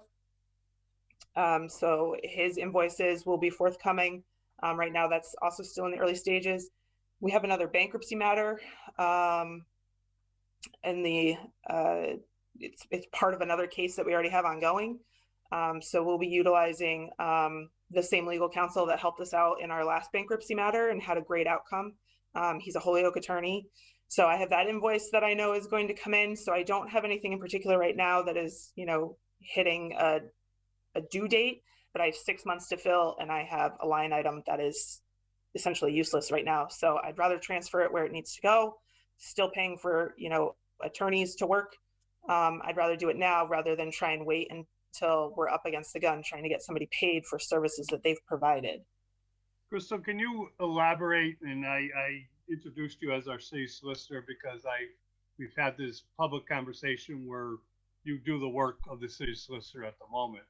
But for a couple of reasons, one, the residency issue, two, the mayor has not appointed you as the acting city solicitor. Therefore, you cannot get paid the salary for the job that you do. I would think, and maybe I don't think too much sometimes, that, you know, the mayor could pay you acting out of grade even though he can't appoint you. But essentially, our mayor has not appointed a city solicitor for close to a year now. It's been over that. It's probably been over a year and a half, maybe even. Yeah. And yet you're doing the work of it. Commend you for that. And I think I can speak for everyone. Working with you is a pleasure, and both professionally and trust for the job that you do. And it's another situation where you're not being paid what you're worth. And I'm not apologizing because we can't initiate it, but if we could, I think we would very quickly pay you what you're worth. I don't have any questions. Is there any discussion on where the money's going? Is there a motion to adopt? Motion to adopt and pay the transfer.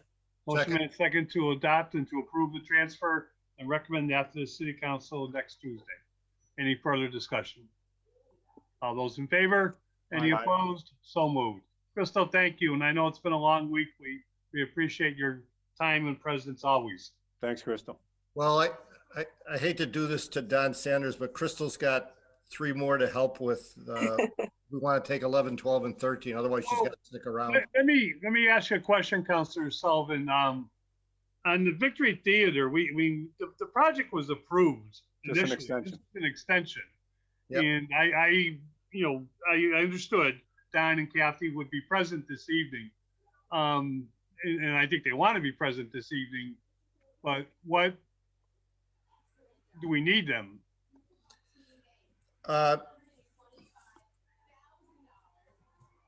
Not really. We're either going to extend it or we're not. Let's extend it. If we have any questions, we can ask them. They're here. All We right. extended the I'd one last be week. saying, Crystal, you got to stick around for a couple minutes. Won't be long, hopefully. Happy to. Okay. Motion to take Oh, item number 10. I'm in trouble. Second. All right, off the table, real quick, Victory Theater. I understand there could be questions, and certainly we always love to hear from Don and Kathy on a project that is very important, I think, to so many people. This CPA grant, as I said, was originally adopted by the City Council, and we learned that there's one that we approved last week on the floor, and this is a second one that needs an extension. So I'm going to ask and defer to Councilor Sullivan to explain the extension, and then we can open it up for discussion. Yep, it's pretty much the same. I believe it was the other funds have been held up. We've got 55,000. The 55. We voted unanimously on January 13th to take 55,000 from the CPA budget reserve. Am I reading the right one? Hang on a second. I'm sorry, I've got the wrong one in front of me. This one here, it's down $100,000. Yeah. Yes, 100,000, and it's pretty much the same thing. Because of the COVID and everything else, everything's been delayed, put aside.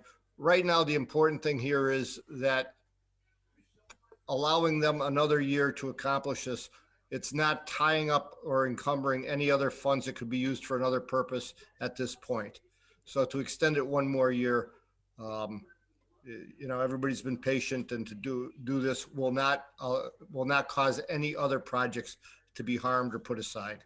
So, Mike, can you, and I think this is generic language, but in the contracts with the CPA projects, there is language about the money being specifically used for what it's earmarked for, and also there has to be verification of that as time goes on.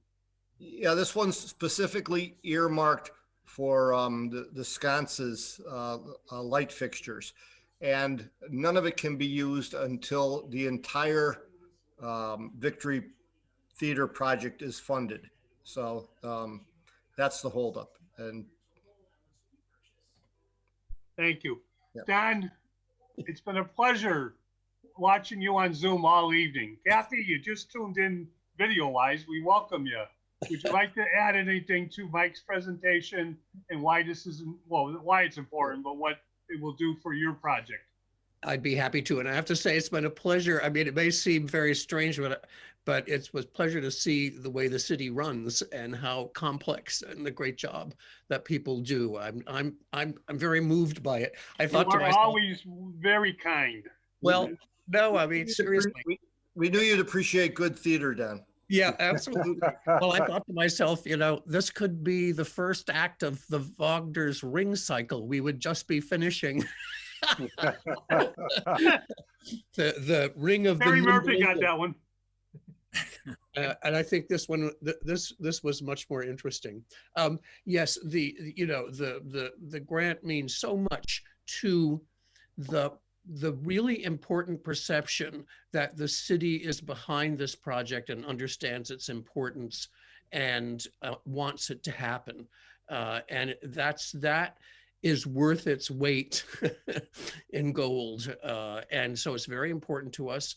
And it's very, very helpful to have the extension made. And we are working very hard. We have lots of, good news behind the scenes. The COVID, as other people have experienced, has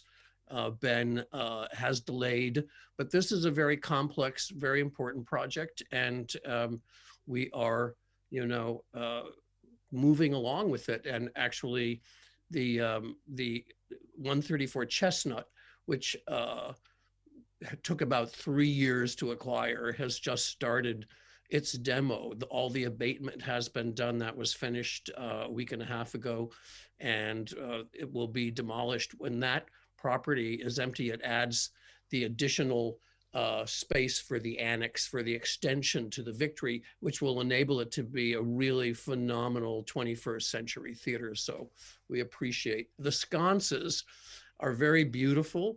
They're by the same designer who did the sconces for Radio City Music Hall. He was a famous designer named Donald Deskey. Interestingly, he worked in aluminum tubing, and he initially designed the first seating for airplanes because the aluminum tubing was so light. And then he did, and the sconces are great. They were custom made for the Victory, and they're going to be beautiful back up there. And I think we'll all be very proud of it. So I thank you. Phenomenal.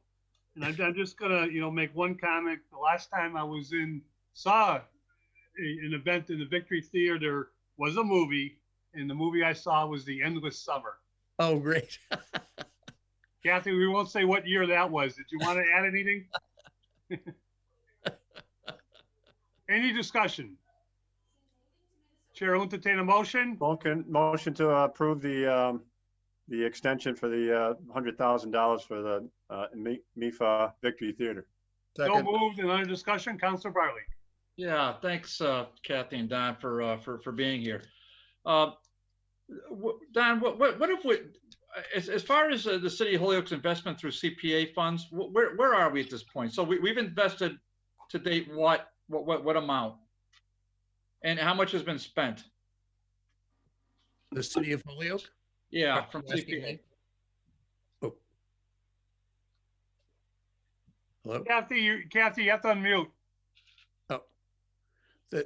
This is an award. The $100,000 is an award for when the sconces are done. It has not been in any way used. From CPA funds, this is the first grant that we received. We've only received this one for $100,000.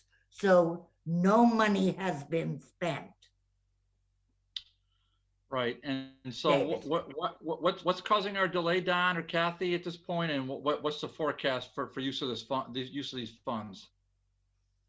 If I could answer that, Don. Sure. None of these funds can be spent at all until they raise the entire 42 million. 46 million. So we're in no danger of restoring these sconces and then not having the project go forward. The whole project has to go forward, or these funds in their entirety revert back to CPA. So that being said, Don, where are we towards the ultimate goal, or Kathy, where are we towards the ultimate goal? We are we have, of the 46 million, we have identified 31 million, and we're actively engaged in closing the gap in the financing. The actual architectural construction costs, et cetera, are $38 million. And that is what we have been actively raising money towards. And we have a lot of encouragement for funds from the federal government through the recovery fund, the COVID recovery fund that is being rolled out in Washington as we speak. Do you want to quantify that? Just because, okay, I'm actually stunned to hear that, because but for the COVID fund, what would I mean? It's the recovery. It's recovery. There's a project called Shuttered Venues, and so the billions of dollars that were voted about 4 weeks ago are being then supplemented by a $1.9 trillion request, and it's nationwide. So to aid, for example, theaters, I mean, the theater part is one part of it. aid theaters in the Berkshires and all over the country, in New York City, etc. And so it corresponds just with the moment that we were seeking our federal funds for the project. We have basically, I mean, we can always, anybody, if you know anybody who wants to personally donate several $1,000,000, but we have basically raised what the professional plan for fundraising has said could be raised in our region in the Valley in Holyoke. And for a project this size, this final funding gap really should come from the federal government. That has been in other situations in other communities. And we're very fortunate in having our legislative delegation and our members of the regional delegations behind this project who want to see federal funds go so that we can complete the victory. It's viewed as the most important economic recovery project, actually, not just for Holyoke, but for the entire region. Okay, I do have some familiarity with the Shutter Theater program. I don't think that, what's that number, Don, for that amount that allocated? Well, the total program is $15 billion. Okay, and okay, let's just step back. If we're 31 million, according to your comment, and 46 million is needed. So you've got, you know, from my understanding, you're looking for another 1 year delay for $100,000 from the city of Holyoke taxpayers, the CPA funds, and you know, which is in the grand scheme of things, a drop in the bucket. I'm just wondering just how necessary is this 100,000? Oh, it's very necessary. It's, as I said earlier, it sends the message to people, not just in Holyoke, but also to the region, that the city wants this project to happen and has an interest and a desire to see it happen. And the first thing that you'll find when you ask people for money, they say, well, what's the city doing, or what's the community doing? So it's a very, even though it's small, it's very important, and it's also a very specifically, you know, I'm going to use the word emotional or aesthetic piece for the city and the committee that supports it, for for us to sponsor or have its name on that particular piece of the interior of the theater. And it's affordable. And as Mike said, it doesn't get spent until it can actually, the sconces can go up. So it's a terrific vote of confidence, and as I said, it sends the message to all the people that we speak to, and putting this very, very difficult financing together. So it's it's more than the actual cash value. It's the commitment value that it represents.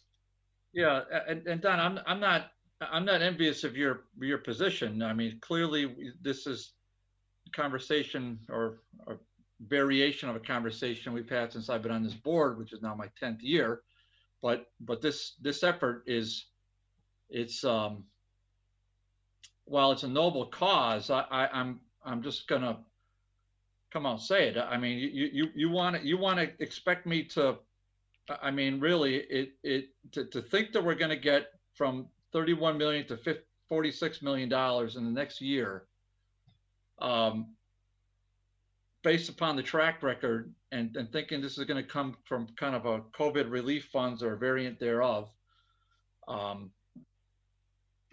mean, I mean, I mean, Don, I mean, it just, Kathy, it's just a, I don't, I frankly, I don't think it's realistic.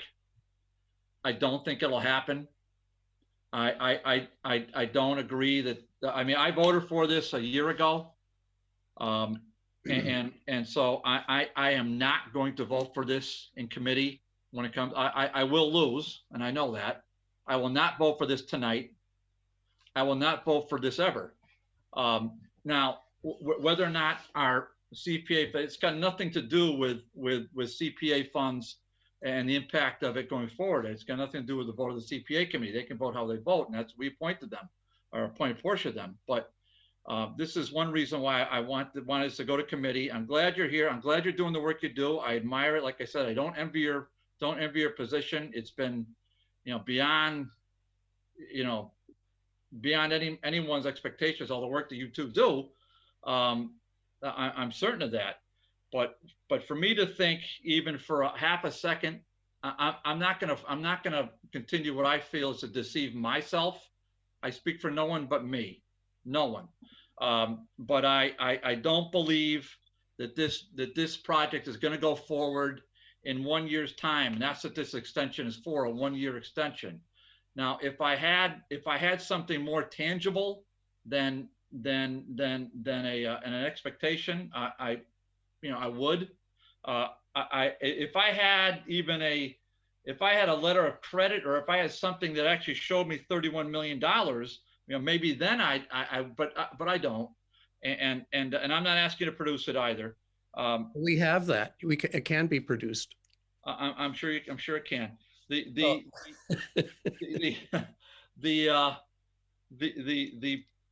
simple answer to this is I just think this is, and the work you did, and I, in my small tiny way, supported way back when with the wonderful productions you shepherded. I mean, but for you, Don, these weren't coming to Holyoke, and we all know that. So they're tremendous.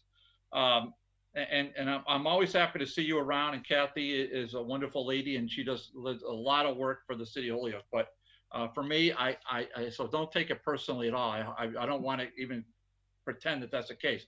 I just think this project is just not realistic. I mean, so there's that. So I for one, Mr. Chair, will vote no on this, and I thank you. Councilor Leahy, I like your background paper. Yeah, see that? That's an old picture of the Victory Theater. In fact, I think I see you, Councilor McGiverin, standing in front of it there. Well, I have any hair. Don Sanders and Kathy. Everybody knows that. I share a lot of similar concerns as Councilor Bartley. Let me ask you this question, if you could. How many employees does the Victory Theater group now have? We have consultants. We are probably, I'm going to say we are 12. There are 12 consultants. So is this a full-time job for 12 people? It varies. For example, our tax credit people, of course, have other projects that they're working on as well. I'd be interested to see if you could email me sometime this week or beginning of next business week. Just for the fact, let me back up a second. So since we've been involved, since I've been a city councilor for what, 22 years now, or almost 22 years, been very supportive of the Victory Theater.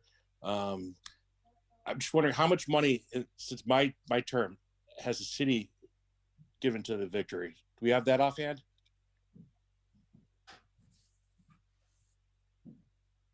The money that the only monies that the city has that have come to the Victory from the city are from Kathy, you can tell the name of it, the CBG. No, it was actually a grant from way back before we became involved, or MIPA took control of the theater. There was a grant to the city for the Victory Theater. And when John Lumbra took over as treasurer, he found the $30,000 that was left in that account. And we then put a new roof on the front office building of the Victory. But as far as I know, that's the only direct city money that's ever been given. That's Okay. spent. Okay. Thank you for that. Kathy, at that time, With that, like, how do your salaries get paid? So there's 12 of you that are full-time employees. Like, help me understand the.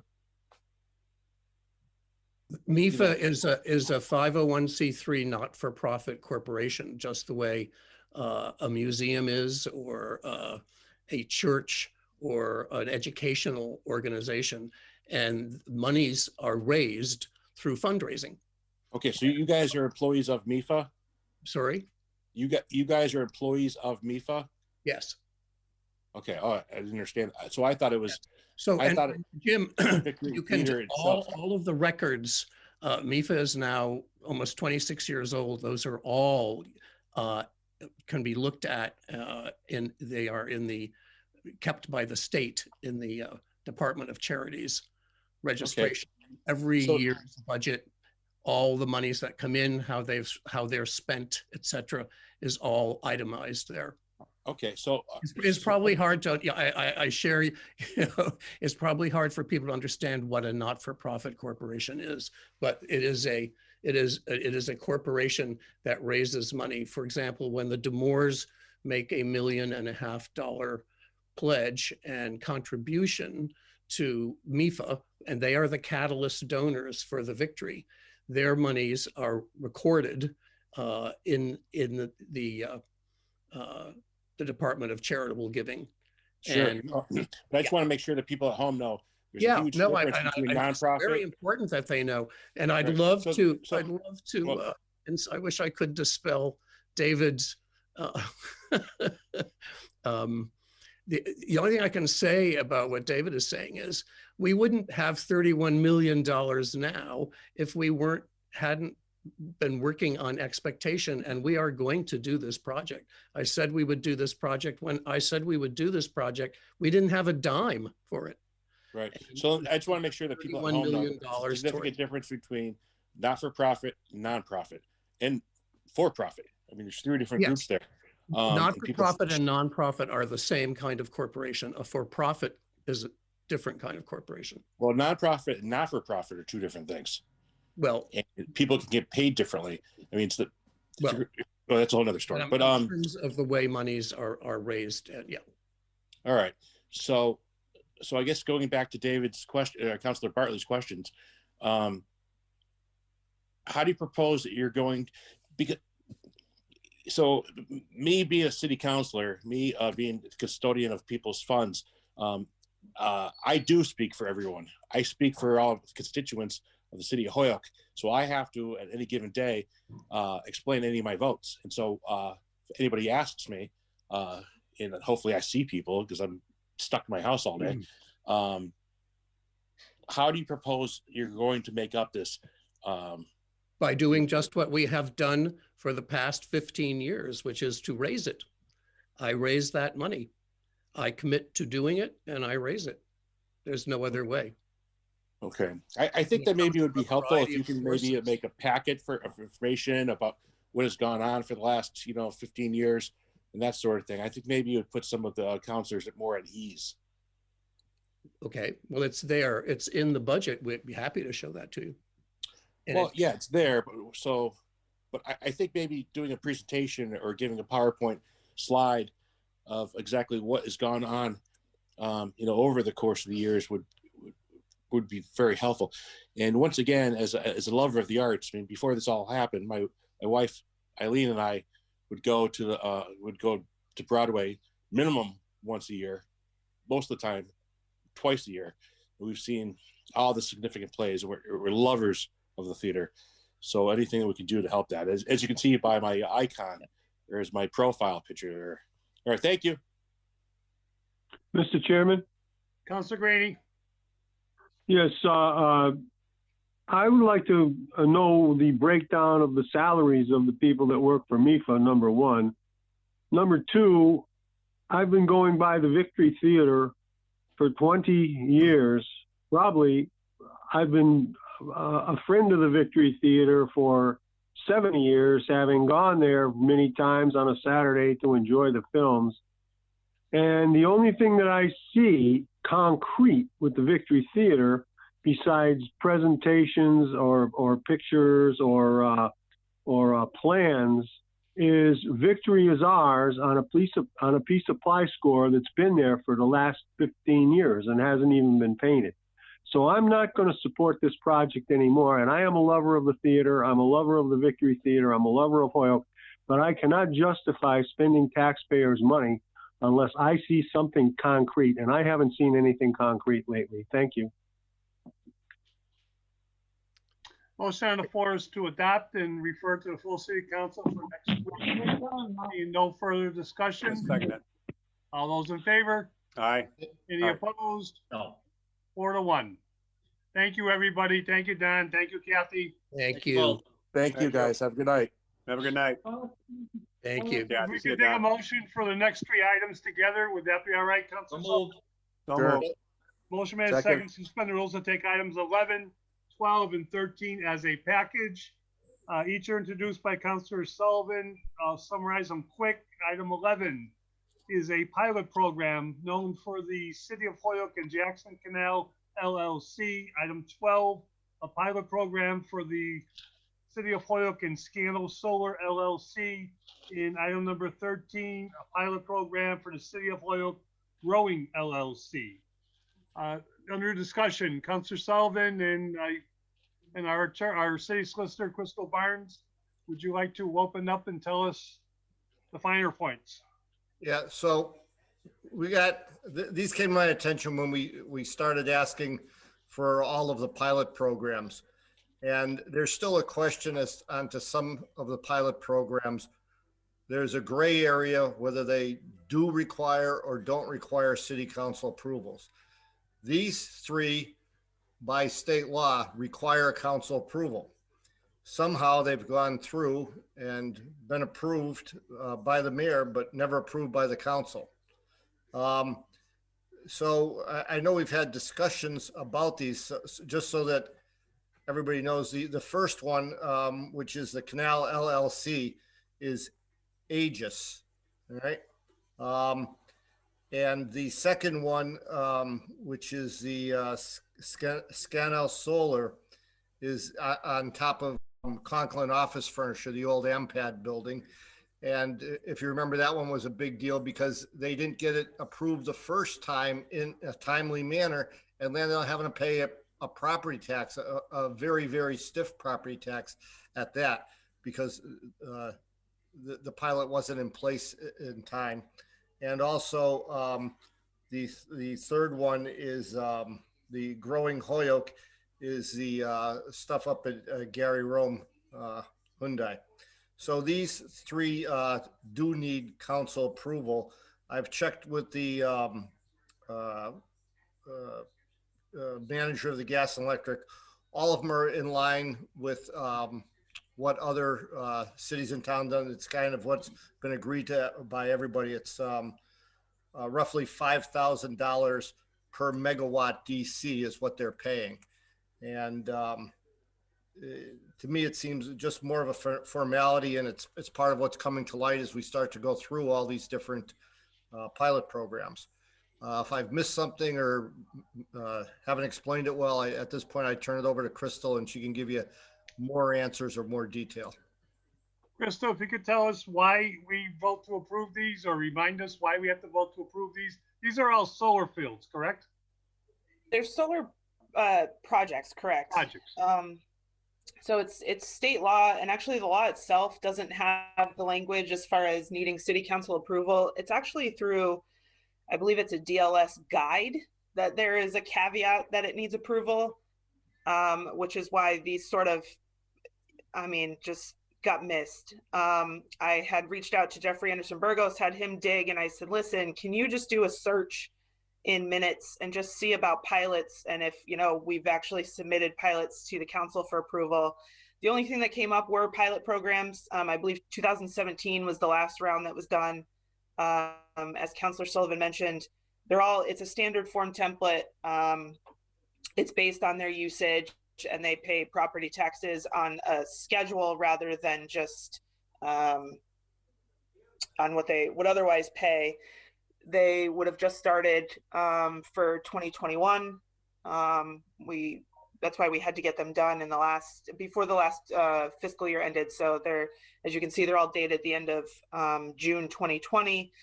That allowed for the January tax bills to come out with the appropriate amounts on them. And so they've otherwise been paying taxes on these properties without this formula being done for them. So there was some need to do this. Our other solar projects have pilots in place. As I mentioned, 2017, there was one done. 2016, I believe 2 were approved. And then 2015, there was another one that was approved. So they all run under the same contract. There's no real negotiation. It's just, this is our standard if you want to have solar in Holyoke. So on Walnut Street, does the gas and electric solar project on top of their building have to get approved?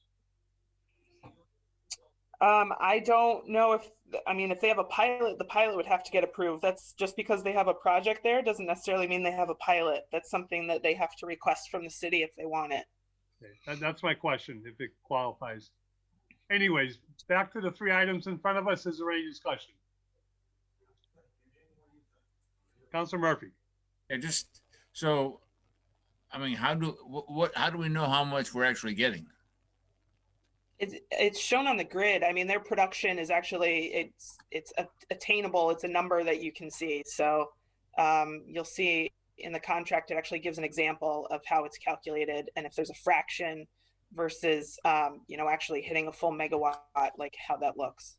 No, I see that, but how do we know how many megawatts they produce?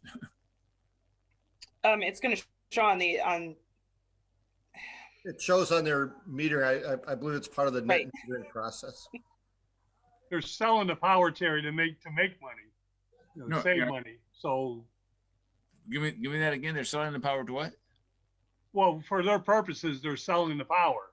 All electricity, anybody that generates electricity or solar power has a right to sell it into the grid. The gas and electric or the national grid can tell us, what exactly they're producing. So my question then is, and I'm assuming they're selling it and they're making a profit. I assume they're for profit. We hope so. They are making a profit, but it's only because of programs like this. If for example, I don't want to drag everybody down to what's a very complex thing, and one of these installations costs about $12 million. All right. So if they were have to pay the Holyoke rate of on the equipment or the property at $40, that'd be on 12 million, I think that'd be about $480,000. All right, and they'd never do the project. These are incentives in order to get the projects done. Then. Well, that's part of it, and it's part of at the time a program that was offered by the state. And if I'm not mistaken, you can help me, Crystal. I think that a new climate regulation package was just approved today by the House and the Senate, and it's off to the governor. So that some of these programs can continue, but it's the only way through these programs that people would take on this kind of renewable energy project. Did I get that right, Crystal? You're ahead of me on the legislation from today. I don't have that news yet, but. Oh, okay. So I got that from Jim Lavelle. So. But otherwise, producing solar, you see solar panels on people's homes. Producing solar for yourself is fine. It's when you go above and beyond and now you're producing more that you would be able to make a profit on it. That's where the taxes are going to kick in. So. Okay. And does the 5,000 stay for a full 20 years? Correct. The contract remains the same. That's 5,000 per megawatt DC. Right. So right. These guys average around 3 megawatts. So we're making about 15,000, and all of them paying on a quarterly basis. So we're getting like $3,500 a quarter or thereabouts. from each one of them, yeah. Okay, okay, thank you. Any further discussion? Chair will entertain a motion. Motion has been complied with? No, We have to motion, adopt- motion we to approve the pilot. Motion made For the second that we pilots. adopt approving these 3 pilots. Refer this recommendation to the full city council next Tuesday. Any further discussion? If not, all those in favor? Aye. Opposed? 5-0. One more motion, but I want to thank everybody, not just for tonight, but I know it's been a long week. A lot of good work has been done in the city by many different individuals, and 4 different committees this week worked very hard to get that work done. So hopefully next Tuesday, with all the work we've done, the meeting will be quick. Good luck with that. I'll entertain the motion to adjourn. Motion adjourned. Motion Second second. motion. All those in favor? Any Aye. opposed? Good night. Stay safe. Good night, everyone. Thank Good you. All right. See you, Jim. Take care.